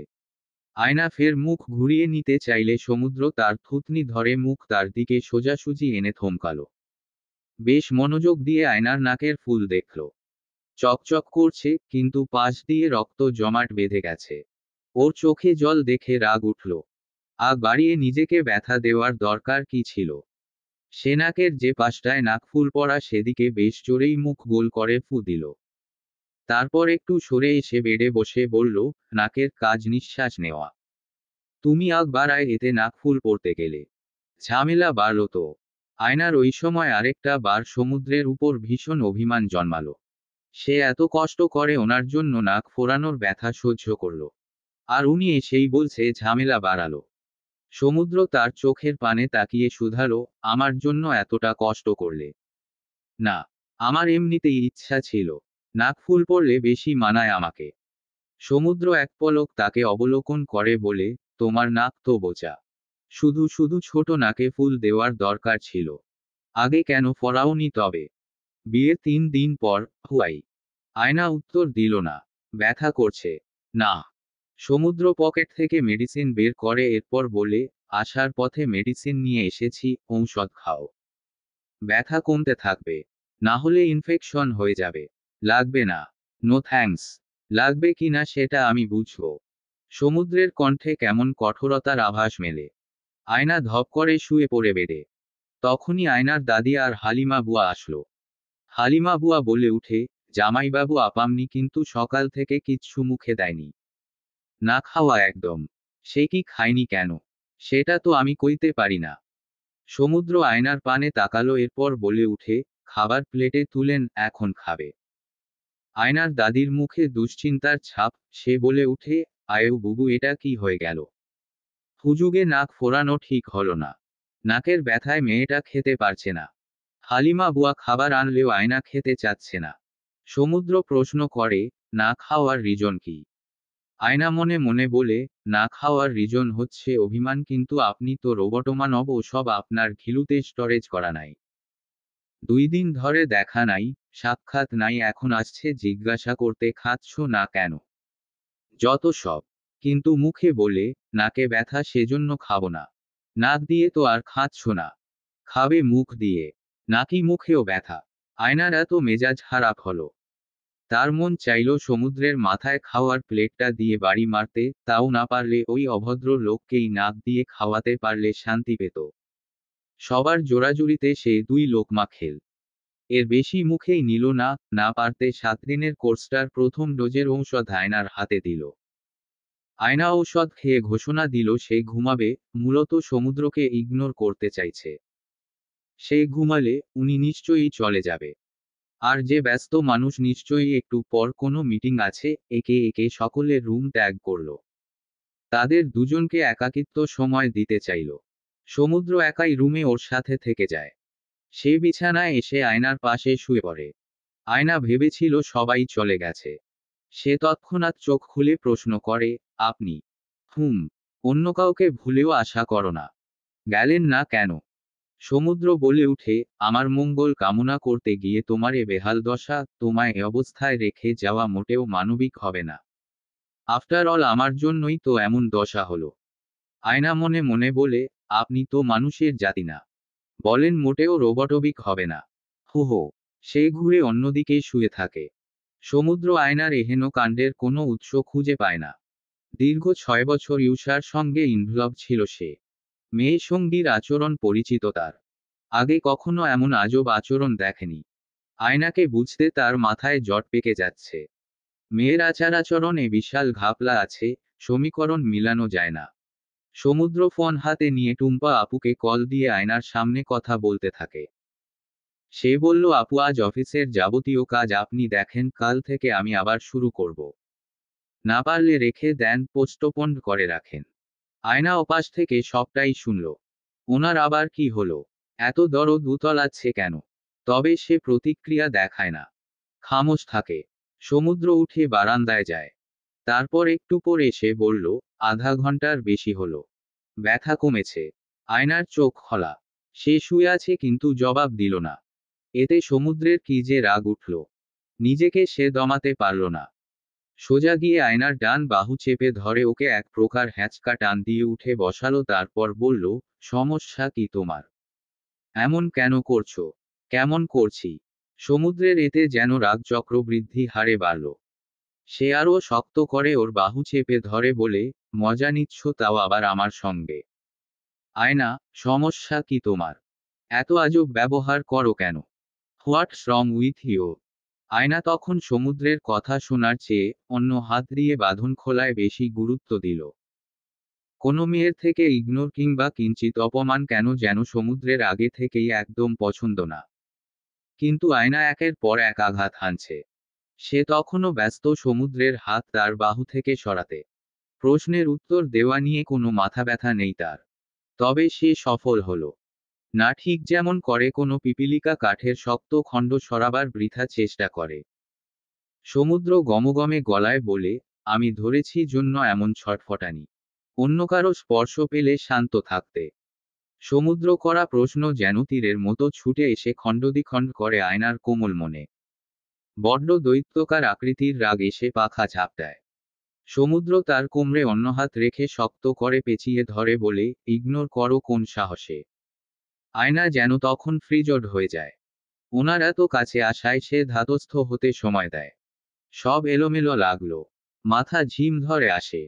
আয়নাকে চুপ থাকতে দেখে সমুদ্র বলে, আমি কিন্তু তাহলে চলে যাব।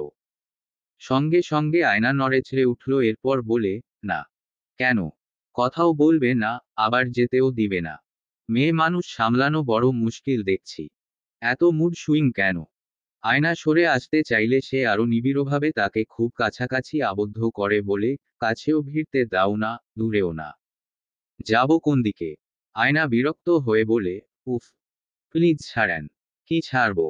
আয়না তার এহেন প্রশ্নে বকা বনে যায়। সে আমতা আমতা করে বলে, হাত। জাস্ট হাত ধরাতেই এত রিয়্যাক্ট করছো। আরও কিছু ধরলে যে কি শুরু করে দিবে। প্লিজ চুপ। আয়না তার কানে অন্য হাতটা চেপে ধরে যেন সমুদ্রের বলা অভদ্র কথা শোনা না লাগে। সমুদ্র তাকে ছেড়ে দিয়ে বলে, আচ্ছা আর জ্বালাবো না। সেদিন আকাশ মেঘলা ছিল বটে। অবশ্য অক্টোবরের বৃষ্টি বেশ উপভোগ্য সমুদ্রের কাছের, তখনও 8টাও বাজেনি। এর মধ্যেই আয়নার জ্বর এসে গেল। সমুদ্র বুঝল না ব্যথা কি বেশি ছিল যে জ্বর চলে আসবে। ওর কপালে হাত রাখতেই মৃদু কেঁপে উঠে আয়না। এরপর চোখ মেলে ওর দিকে তাকিয়ে বলে, কেমন ডাক্তার আপনি? জ্বর ঠিক করে দেন জলদি। 2 মিনিটের মধ্যে। সমুদ্র তার কাছে বসে, কপালে হাত বুলিয়ে দিয়ে বলে, তুমি অনেক লাকি মানুষ, ফ্যামিলি ডক্টর পায় আর তুমি পেয়েছো পার্সোনাল ডাক্তার। আয়নার চোখ বন্ধ ছিল। সে চোখ খুলে সমুদ্রের দিকে তাকায়। দুজনের দৃষ্টি একে অপরের দিকে। সমুদ্র বলে, কি খাবে তুমি? আয়না খানিক ভেবে বলল, কিটক্যাট। সমুদ্রের কপালের ভাঁজ প্রগাঢ় হয়, এরপর থেমে থেকে শুধায়, জ্বরের মধ্যেও চকলেট চাই? আয়না বাধ্য বালিকার মতো মাথা দুলিয়ে বলল, জ্বর হলে 2টা চক খেতে হয়। তাহলে জ্বর পালায় যায়। সেই 2টো চকই কি? চকলেট আর চুমা। ডাক্তার হওয়া সত্ত্বেও এত জরুরি তথ্য সমুদ্রের জানা ছিল না।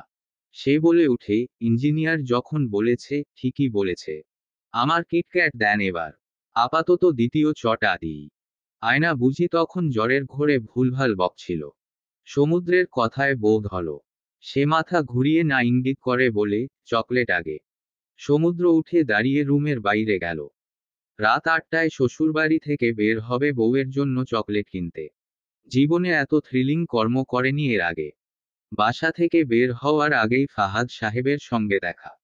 তিনি জিজ্ঞেস করলেন, সমুদ্র কোথায় যাও? আজ এখানেই থাকবে কিন্তু তুমি? রাতে আয়োজন করা হচ্ছে। এছাড়া আয়নার শরীর ভালো না। সমুদ্র নিজ থেকেই আজ থাকতে চাচ্ছিল। ফাহাদ সাহেব বলায় তার জন্য সুবিধাই হলো। সে বলে, গাড়িতে একটা জরুরি ফাইল রেখে এসেছি। ওটাই আনতে যাচ্ছি। ফাইল নেওয়ার বাহানায় সে পকেটে করে 2টো বড় কিটক্যাট নিয়ে ফিরে আসে। আসার পথে ফাহাদ সাহেবের সঙ্গে পুনরায় দেখা। উনি আরেকবার জিজ্ঞেস করল, তোমার ফাইল কোথায় বাবা? সমুদ্র কি জবাবে বলবে? আদৌ কোনো ফাইল নেওয়ার কথাই না। সে তবুও বলে, প্রয়োজনীয়টা সঙ্গে আনিনি আঙ্কেল। ফাহাদ সাহেব ভ্রু কুঁচকে বলে, আঙ্কেল? সমুদ্র খানিকটা দমে যায়। শ্বশুরকে বাবা ডাকতে বেশ কমফোর্ট করছে সে। তিনি বলেন, বাবা বলে ডাকবে। আস্তে আস্তে অভ্যাস হয়ে যাবে। হালিমা বুয়া স্যুপ এনে সমুদ্রকে দিল। সমুদ্র এই স্যুপ বানাতে বলেছিল আয়নার জন্য। সে স্যুপ হাতে রুমে ঢুকে। তখনও আয়নার জ্বর ছিল। সমুদ্র এক প্রকার জোর করে স্যুপ মুখে তুলে দেয়। আয়না মাথা নাড়িয়ে বলে, খাবো না আমি। কেন? আমি রোবটের হাতে কিছু খাই না। রোবট কই পেলে? আপনি। সমুদ্র বহু কষ্টে রাগ সংবরণ করল। পিউ তাকে বলেছিল রাগটা দমায় রাখতে। স্পেশালি ভাবির সামনে। ওর ধারণা ভাইয়ার রাগ দেখলে ভাবি ভুলেও শ্বশুরবাড়িতে পা মারাবে না। অসুস্থ ভেবে সে অনেক শান্ত গলায় বলে, স্যুপটা না খেলে চকলেটগুলো ফেলে দিব কিন্তু। আপনার কি মনে হয় আমি চকলেটের লোভ করি? তাহলে কি দ্বিতীয় চটার লোভ আছে? সে ভ্রু নাচিয়ে প্রশ্ন করে। আয়না দ্রুত স্যুপ খেয়ে নিয়ে বলে, প্লিজ অসভ্য কথা বলবেন না। আহা, বানি ছুড়লে নিজে, সেটা মুখে বলায় আমি অসভ্য। আয়না বিছানায় শুয়ে পড়ে। জ্বর মনে হয় আরও বাড়ছে তার। সমুদ্র কিটক্যাটগুলো তার সামনে রেখে দিল। আয়না জ্বর গায়ে নিয়েই উঠে বসে চকলেট খুলল। সে আয়েশি ভঙ্গিমায় চকলেট খেতে থাকে। এরপর আয়না চকলেট তার সামনে এগিয়ে দিয়ে খাওয়ার অফার দিল। সমুদ্র শেষ কবে চকলেট খেয়েছে মনেই পড়ে না। চকলেট বলে যে খাওয়ার কোনো জিনিস আছে মাঝে মাঝে মনেই থাকে না। কিন্তু আয়না অফার করাই সে না করল না। ওর হাত থেকে চকলেট খাওয়ার বড় শখ জাগল। ওর হাত থেকে চকলেট মুখে অল্প পুড়ে নেয় সে। তারপর আজ সমুদ্র তার স্বভাবত খোলস ভেঙে হঠাৎ নিয়ম ভঙ্গ করল। সে খুব মোলায়েম ছোঁয়ায় আয়নার বাম গালটায় নিজের ঠোঁট ছোঁয়ালো। আয়না চোখ মুখ খিচে বন্ধ করে। সমুদ্রের ঠোঁটে বেশ উত্তাপের আভাস মেলে। তার ঠোঁট যেন গরম হয়ে ওঠে। সে মিহি গলায় বলে, দেখো এবারে জ্বর দ্রুত সেরে যাবে। আয়না মাথা নাড়িয়ে না বোধক অর্থ প্রকাশ করল। সমুদ্র প্রশ্ন করে, না। আয়নার তখন অনেক জ্বর। 101 ডিগ্রি পার হবে হয়তো। সে সমুদ্রের গলা জড়িয়ে ধরে বলে, এমন হালকাতে হবে না। আমার সব ফ্রেন্ডদের বয়ফ্রেন্ডলি পকিস করে আর আপনি হাজবেন্ড হয়ে হালকা চুমু দিলেন। এতে কিছুই হবে না। সমুদ্র সবটা শুনল না। সে চোখ বড় বড় করে তাকায়। মেয়েটাকে যতটা ইনোসেন্ট বাচ্চা ভেবেছে মোটেও তা না। ভীষণ পাকনা সে। অবশ্য জ্বরে অনেকের মাথা ওলায়। আয়না তো স্বভাবতই তার ছিঁড়া। জ্বর মাথায় বোধহয় মাথার স্ক্রুল ঢিলা হয়ে গেছে। সমুদ্র বিজ্ঞ গলায় বলে, চুমুর আবার ওজন আছে যে হালকা ভারী হবে। এতেই যেন সমুদ্র বিপদের সাগরে পড়ে গেল। আয়না জ্বর গায়ে নিয়ে বায়না ধরল সে ভারী চুমু খাবে, যে চুমু 150 কেজি ভারী, সেই কি তার চাই, এমন পাগলের পাল্লায় পড়তে হবে জানলে ভুলেও ওই বাক্য মুখে আনত না সে। কিন্তু আয়না এত পরিমাণ নাছোড়বান্দা আর দুষ্ট। সমুদ্রের কোনো কথাই শুনে না। রাতের ঔষধও নিবে না। বরং বাবাকে গিয়ে নাকি তার ব্যাপারে কমপ্লেন করবে। এমন বক্তব্য দিয়ে বেড থেকে আয়না উঠে বসতে চাইলে দ্রুত সে আয়নাকে জড়িয়ে ধরে শুয়ে পড়ে। আয়নাকে একদম নিজের বুকের সঙ্গে জড়িয়ে ধরে। চিন্তা করতে লাগলো কিভাবে এই পাগলকে শান্ত রাখবে। পরে বুদ্ধি আটল। ওর নিজেকে কেমন শেয়ালের মতো ধুরন্ধর চালাক মনে হলো। ইঞ্জিনিয়ারকে ইঞ্জিনিয়ারিং ভাষায় সোজা করতে হবে, এছাড়া উপায় কোথায়। সে বলে উঠে, শোন আয়না, চুমু আসলে ওজনের মতো বুঝলা। নিউটন এককে হিসেবনিকেশ করা হয়, আর ওজন তো পরিবর্তনশীল। আমি তোমাকে যেই কিসটা দিলাম ওটা পৃথিবীতে হালকা হলেও মঙ্গলে অভিকর্ষ ত্বরণের জন্য মান অনেক বেড়ে যাচ্ছে। সো আলটিমেটলি তোমাকে আমি ভারী চুমুই দিয়েছি। আয়না তখন ওর বুকের সঙ্গে লেপ্টে শুয়েছিল। ঘুম ঘুম সুরে বলে, সত্যি? ইয়েস। তারপর সমুদ্রের কি যেন হলো সে আবারও খুব শক্ত করে, প্রগাঢ়ভাবে আয়নার গালে ঠোঁট ছোঁয়ায়। আদৌ 150 কেজি ভারী চুমু কি সে জানে না, তবে নিজেও এমন কি চায় অন্তত one in a life time. তারপর সমুদ্রের কি যেন হলো সে আবারও খুব শক্ত করে, প্রগাঢ়ভাবে আয়নার গালে ঠোঁট ছোঁয়ায়। আদৌ 150 কেজি ভারী চুমু কি সে জানে না, তবে নিজেও এমন কি চায় অন্তত one in a life time. আয়না ওই সময় বড্ড ঝামেলা করছিল। নড়াচড়া, অস্থিরতা সব মিলে একাকার। ওকে চুপটি করে শুইয়ে রাখা মনে হচ্ছিল দুনিয়ার সবচেয়ে কঠিনতম কর্ম। নিশ্চয়ই জ্বরে কষ্ট হচ্ছে। সমুদ্র কপালে হাত দিল ওর। সে কি বেশ ভালো রকম জ্বর এসেছে। কপালে ঠান্ডা পানির জলপট্টি দিলে আরাম পাবে ভেবে ও যখন উঠতে যাবে, আয়না তখন ওর বুকে মাথা রেখে গুটিসুটি মেরে শুয়েছিল। সমুদ্রকে উঠতে দেয় না। শার্ক খামচে ধরে। সমুদ্র বলল, তোমার তো একদম জ্বরে বেহাল দশা। গা পুড়ে যাচ্ছে। আয়না ওর এই কথায় হাসল বেশ। সমুদ্র তাজ্জব বনে যায়। জ্বর হলে মানুষ হাসে। এই প্রথম দেখল। আয়না মুখ ফুলিয়ে বলে, আপনি না কিছু বুঝেন না। তুমি বুঝো। হুম। ওতেও চলবে। এবার ছাড়ো আমার শার্ট। আয়না ওনার শার্ট তো ছাড়লই না, বরং একটা পাগলামো করে বসে, ওর কানের কাছে মুখ নিয়ে ফিসফিস করে বলে, এটাকে প্রেমের জ্বর বলে জানেন না তো? আজই শুনলাম। ধুর। ভালো লাগে না। সমুদ্র উঠে চলে যায়। কেন যেন এসব তার আর ভালো লাগছিল না। দ্রুত টাওয়ালের শেষ অংশ ভিজিয়ে এনে আয়নার হাত পা কপাল মুছে দিল। প্রায় আধা ঘন্টা কপালে জলপট্টি দিতেই ওর গায়ের টেম্পারেচার কমে আসে। ঘুমিয়ে পড়েও কিন্তু সমুদ্রের চোখে ঘুম থাকে না। সে কিছুক্ষণ বহু চেষ্টা করেও ঘুমাতে পারে না। কিছুক্ষণ আয়নার মাথায় হাত বুলায় যেন আরাম পায়ও। পরের দিন সকাল 7টার দিকে আয়নার ঘুম ছটে যায়। গরম লাগছিল বেজায়। সে চোখ খুলতেই নিজের পাশে একটা জলজ্যান্ত পুরুষকে শুয়ে থাকতে দেখে লাফ দিয়ে শোয়া থেকে উঠে বসে পড়ে। চোখ বড় বড় হয়ে আসে তার। সমুদ্র জাগ্রতি ছিল। সে দ্রুত উঠে বসে জিজ্ঞেস করে, কি হলো? আয়নার যেন ধ্যান ভাঙল।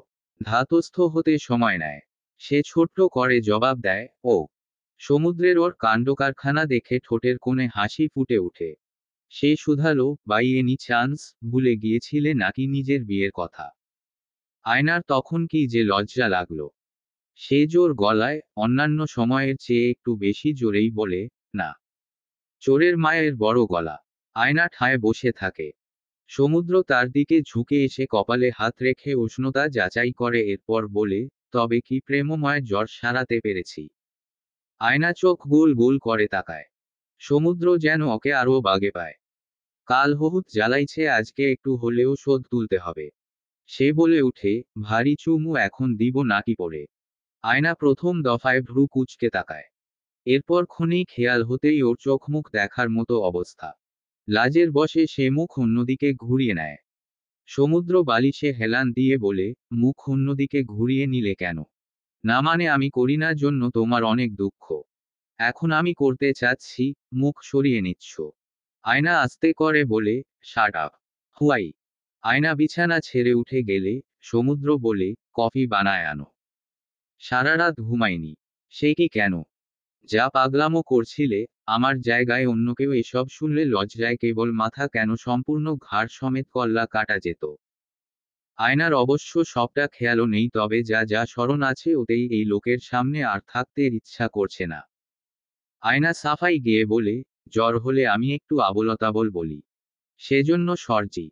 শুধু জ্বর নাকি প্রেমের জ্বর? আয়না তৎক্ষণাৎ বেড থেকে একটা বালিশ হাতে তুলে নিয়ে সমুদ্রের মুখের উপর ছুঁড়ে মারে। সমুদ্রর বিছানায় হাসতে হাসতে গড়িয়ে পড়ার উপক্রম। সকালে নাস্তার টেবিলে ফাহাদ সাহেব আয়নাকে নিজের পাশে বসালেন। এবং আয়নার পাশে সমুদ্রের জায়গা হলো। আলিয়া তখনও ঘুমে। ফাহাদ সাহেব বলে, সমুদ্র বাবা, তোমার কোনো সমস্যা হচ্ছে না তো? দেখছই তো অফিসে থাকি। তোমাকে সময় দিতে পারছি না। সমুদ্র বলে, না না আঙ্কেল, সবাই আমার অনেক খেয়াল রাখছে, প্লিজ ব্যতিব্যস্ত হবেন না। আমি একদম ঠিক আছি। সমুদ্র আর ফাহাদ সাহেব একসঙ্গে অফিসের উদ্দেশ্য বের হবেন। সমুদ্র আয়নার রুমে গিয়ে শার্ট ইন করতে লাগলো। আয়নার রুমে আসতেই সে ওর দিকে একদৃষ্টিতে তাকালো। এরপর পকেট থেকে একটা প্যাকেট বের করে ওর হাতে গুজে দিয়ে বলল, এটা রাখো। কি এতে? খুলে দেখে নিও। আয়নাকে আর কিছু বলার সুযোগ দিল না। রুম ছেড়ে বেরিয়ে যায় অফিসের উদ্দেশ্য। আয়না রুমে বসে প্যাকেট খুলতেই হতভম্ব হয়ে যায়। ছোট হীরার একটা নাকফুল।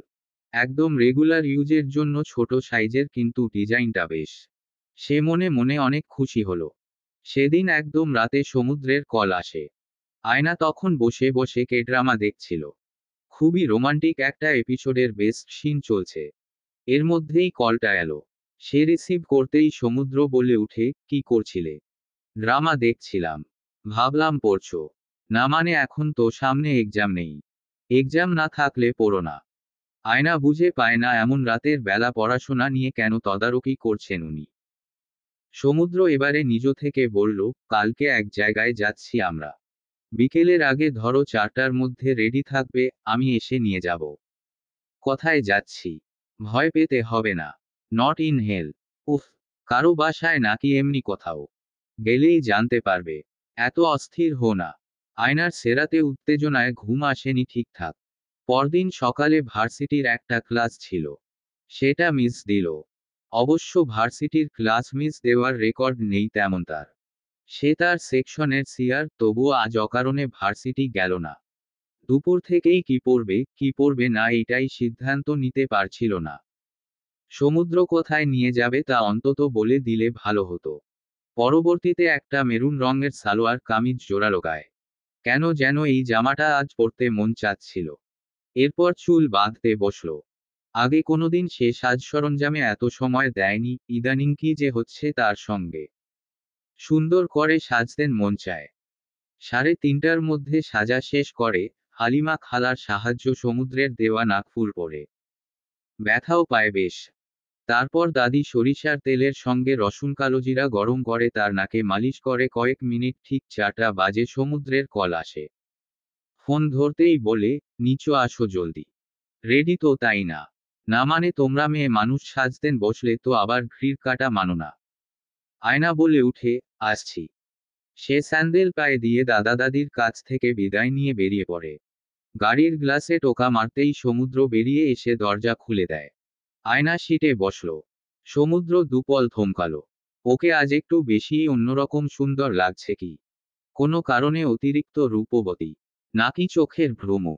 আয়না খোলা গ্লাসের দিকে ঝুঁকে এসে বলে, কি হলো? সমুদ্রের ধ্যান ভঙ্গ হয়। সে ড্রাইভিং সিটে বসে গাড়ি চালাতে শুরু করে। মাথায় ঘুরপাক খেতে থাকে, আয়নাকে কেন আজ অন্যান্য দিনের চেয়ে বেশি সুন্দর লাগছে। আয়না বলে, কোথায় যাচ্ছি আমরা? নারায়ণগঞ্জ। কি? এত দূরে? দূরে কোথায়? ড্রাইভিং ডিস্টেন্স 1.5 ঘন্টা মাত্র। আয়নাকে বড় বিচলিত দেখালো। নিশ্চয়ই গণ্ডির রেঞ্জ তার বাড়ির আশপাশে, রেঞ্জের বাইরে যাওয়ার পারমিশন পায়নি কখনো। সে বলে উঠে, তোমার 2 অভিভাবকই জানে যে তুমি নারায়ণগঞ্জ যাচ্ছ। তাহলে অসুবিধে কি? 2 জন অভিভাবক কে কে? আমি আর তোমার আব্বু। আপনি অভিভাবক? আলবত। আয়নার যেন দুশ্চিন্তা তবুও যায়নি।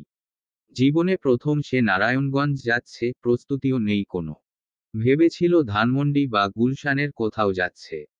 কিন্তু এতদূর নিয়ে আসবে ভাবতে পারেনি। পানির বোতল থেকে পানি নিয়ে খায় সে। এরপর হেলান দিল। সমুদ্র প্রশ্ন করে, খারাপ লাগছে? না তো। ভালোও তো মনে হয় না লাগছে। আয়না হেলান দিয়ে থেকেই বলল, লাগছে। জানালা খুলে দিলে প্রাকৃতিক বাতাস পেলে আরও ভালো লাগবে। সমুদ্র এসি অফ করে দিয়ে জানালা খুলে দিল। ওয়েদার খুব সুন্দর আজ। বিকেলের দিকে রোদ কমে গেছে। হাই স্পিডে গাড়ি চলছে। হু হু করে বাতাস ঢুকছে। কেমন আরাম লাগতে থাকে। 15 মিনিটের অন্তর ঢাকা ছেড়ে তারা এগিয়ে যেতে লাগে গন্তব্যস্থলে। জ্যাম আজকে কম কেন জানি। খুব একটা সময় অপচয় হচ্ছে না। রাস্তার 2 ধারে বেশ কিছু রেস্তোরাঁ চোখে পড়ে। সমুদ্রের নজর যায় আয়নার উপর। বেচারা ফের অস্থিরতা করছে। হাতে হাত মোচড়ামুচড়ি করছে। আধা ঘন্টায় সম্পূর্ণ পানির বোতল শেষ করে ফেলেছে। মুখ ফুটে বললেই পারে ওয়াশরুম যাব। সমুদ্র আনমনে হাসে। সমুদ্র বলে, কোথাও গাড়ি থামিয়ে ফ্রেশ হয়ে চা খাই। আয়না যেন এহেন প্রস্তাবে খুশি হয়ে যায়। চোখে মুখে খুশির ঝিলিক খেলে যায়। সে বলে উঠে, এই সামনের দোকানটায় থামান। সমুদ্র কিঞ্চিত হাসল। আগে এদিকে এতটা খাবার দোকান ছিল না। তবে আজকাল অনেক রেস্তোরাঁ খুলছে। তারা দোকানের সামনে গাড়ি পার্ক করে। ভেতরে মানুষজন আছে গুটি কয়েক। আয়নাকে নিয়ে টেবিলে বসতেই মেনু কার্ড দিয়ে গেল, কিন্তু আয়নার চোখ গেল দোকানের পাশ ঘেঁষে বড় কালো কড়াইয়ে তেলে ভাজা বেগুনি পেঁয়াজুর দিকে। তার মোটেও নুডলস শর্মা খাওয়ার ইচ্ছা নাই, ওই তো গরম গরম পেঁয়াজু আর আলুর চপ চাই তার। সে দোকানের ছোট ছেলেটাকে বলে উঠে, ওই ভাজাপোড়া গুলো আনো। আর 2 কাপ চা। মালাই চা। বেশি করে সর দিবে। কেমন? আচ্ছা আপা। সমুদ্র অবাক চোখ তার দিকে তাকায়। আয়না তাকে রেখে ফ্রেশ হতে চলে যায়। আসতে আসতেই 2 প্লেট ছোট ছোট পেঁয়াজু, আলুর চপ আর বেগুনি দিয়ে গেল। আয়না ছোট ছোট ফু দিয়ে মজা করে পেঁয়াজু খেল। তাকেও বার কয়েক সাধল। সমুদ্রের ধারণা ছিল এসব রাস্তার দোকানের সস্তা, তাও ভাজাপোড়া খুব বাজে হয় খেতে। কিন্তু ওর জোরাজুরিতে মুখে দেওয়ার পর ধারণা পাল্টে যায়। ভাজাপোড়াও যে এত সুস্বাদু হয় তার একদম অজানা ছিল। সে খাওয়ার ফাঁকে আয়নাকে 2 বার দেখে নিল। কি মজা করে খাচ্ছে। ওর খাওয়া দেখেই তার খেতে মন চাইল আরও। চা দিয়ে যাওয়ার পর সমুদ্র বলে, চল বাইরে দাঁড়িয়ে চা খাই। খোলা বাতাসে। আয়নার যেন প্রস্তাব খানা ভারী মনে ধরে। সে কাপ হাতে বাইরে চলে যায়। সমুদ্র নিজেও যখন আসে, তখন বিকেলের শেষ ভাগ। রোদের ছিটেফোঁটা নেই বললেই চলে। আয়না তাকে উদ্দেশ্য করে বলে, ওরা যদি ভাবে আমরা বিল না দিয়েই ভেগে যাব। বিল চোর ভাববে কি? তা কেন ভাববে? বিল তো দিবই। আয়না চায়ের কাপে চুমুক দিল। সমুদ্রের খেয়াল হলো ওর নাকে তার দেওয়া হীরার নাকফুল জ্বলজ্বল করছে। এতক্ষণ সময় লাগলো কেন তার এটা পর্যবেক্ষণ করতে? আশেপাশে কোথাও বোধ করি কাশবন আছে। বাতাসের তোপে কাশবন থেকে কাশফুলের ক্ষুদ্র কণাসমূহ উড়াউড়ি করতে করতে এদিকেও পৌঁছে গেছে। ওগুলো দেখতে একদম সাদা প্রজাপতির মতন। কেমন বেখেয়ালি ভাবে উড়াউড়ি করছে। কাশফুলগুলোর মতো যদি মনের দুয়ার খুলে বহুদূর, অনেক দূরে বেদনাগুচ্ছ উড়ে যেত। বাতাস বইছে। রিকশার ক্রিং আওয়াজ কানে ভাসছে। আয়নার চুলের খোপা খুলে যায়। এলোমেলো চুলগুলো বাতাসে আরো এলোমেলো হলো। কথা থেকে যেন পেঁজা তুলোর মতো নরম কাশফুল এসে আয়নার চুলে আটকা পড়ে। সমুদ্র চোখ সরাতে পারে না ওর দিক থেকে। আয়না বলে, থ্যাংক ইউ এত সুন্দর একটা বিকেল উপহার দেওয়ার জন্য। I like it so much. সমুদ্র ঘোর লাগা দৃষ্টিতে বলে উঠে, আজ তোমায় খুব সুন্দর লাগছে। আয়না যেন এহেন প্রশংসায় খুশিতে আটখানা হলো। আবেগে অতিরিক্ত পর্যায়ে আপ্লুত হয়ে সমুদ্রের পকেট ধরে টানাটানি করে বলে, তাই। সমুদ্র অমন টানাটানির তোপ সামলাতে না পেরে একটু ঝুঁকে পড়ে এরপর বলে, এই জন্য তার ছিরাদের বেশি প্রশ্রয় দিতে নেই, প্রশ্রয় দিলেই মাথায় উঠে নাচানাচি করে। আয়না চোখ গরম করে বলল, তার ছিরা? আপনি আমাকে তার ছিরা বললেন? তো রাস্তায় কেউ এভাবে কারো শার্ট ধরে টানাটানি করে দেখেছো কখনো? ও তো সব খেয়াল ছিল না জন্য ভুলে। তার ছিরাদেরই আশপাশের খেয়াল থাকে না। আয়না ভীষণ রাগ হলো। সে অতিরিক্ত খুশি হয়ে না হয় একটু শার্ট ধরে টানটাই মেরেছে, এতে এতবার তাকে তার ছিরা বলে হেনস্তা করা লাগবে। আরে টান মারার ফলে শার্ট তো আর খুলে পড়েনি। সে রাগী চেহারা নিয়ে শব্দ করে গাড়ির উপর চায়ের কাপ রেখে বলল, আমি চললাম। সমুদ্র তখন চায়ে শেষ চুমুক দিচ্ছিল। ওর কথা শুনে লাফিয়ে উঠে বলে, কই? ঢাকায়। আমার বাসায়। আমি আপনার সঙ্গে আর যাচ্ছি না। মিস্টার ডাস্টবিন সরজি, মিস্টার সাদবিন আপনি একাই যান। সমুদ্র ভ্যাবাচেকা খেয়ে গেল, এরপর কেবল জিজ্ঞেস করল, কিন্তু ঢাকায় যাবে কিভাবে? এতেই আয়না আরও ক্ষেপে গেল। সে হাত উঠিয়ে একটা বাস থামালো। এদিকটায় বাস যাতায়াত করে অনেক। বাসও সঙ্গে সঙ্গে থেমে যায় যাত্রী নেওয়ার আশায়। সমুদ্র ঘটনা বোঝার আগেই যা হওয়ার ঘটে যাচ্ছে। আয়না দ্রুত পায়ে বাসে উঠে যাচ্ছে, তাও যদি বাসটা ঢাকাগামী হতো দুশ্চিন্তার কারণ ছিল না। ঢাকা গিয়েই পৌঁছাবে, কিন্তু এই বাস ঢাকা বিমুখী, কোন দিকে যাবে তাও লেখা আছে, কিন্তু ম্যাডামের ওসব পড়ার টাইম কোথায়? সমুদ্র দ্রুত এক প্রকার দৌড়ে আয়নাকে বাস থেকে নামালো। এতে কন্ট্রাক্টর বেশ রেগে যায়। বিরক্ত হয়ে সমুদ্রের দিকে তাকায়। সমুদ্র বলল, আমার বউ ভুল বাসে উঠে গেছে। দেখে নি বাস কোন দিকে যাবে। বাংলাদেশের লোকাল বাসের কন্ট্রাক্টরদের চেহারায় সবসময় একটা বিরক্তি ভাব লেগে থাকে। ওনারা মনে হয় পৃথিবীর সবকিছুর উপর ভীষণ রকম বিরক্ত থাকে। লোকটা বলল, হেতিরে সামলাতে পারেন না তো মাঝ রাস্তায় আনছেন কেন? ওস্তাদ আগে নেন। বাস সাই করে তাদের রেখে চলে গেল। সমুদ্র মনে মনে বলে, হেতিরে সামলাতেই তো যান বেরিয়ে যাচ্ছে। এরপর আয়নাকে নিয়ে সোজা গাড়িতে উঠে বসে, বিল মিটিয়েই সোজা গাড়ি টান মারে। গাড়ি একদম গন্তব্যে এসে থামে। ঢাকা শহর থেকে দূরে, নিরিবিলি স্থানে একটা বাংলো টাইপ বাসা, একদম সিনেমায় দেখানো ফার্ম হাউস যেন। আয়না এত সুন্দর বাসা দেখে খুশি হয়ে জিজ্ঞেস করে, এটা কার ফার্ম হাউস? শায়লা আন্টির। উত্তর শোনামাত্র আয়নার মুখ থেকে খুশি কর্পূরের ন্যায় গায়েব হয়ে যায়। চলবে। গল্প, ইলেকট্রিক্যাল মন। কলমে, আরিশান নূর। দ্বিতীয় পর্ব।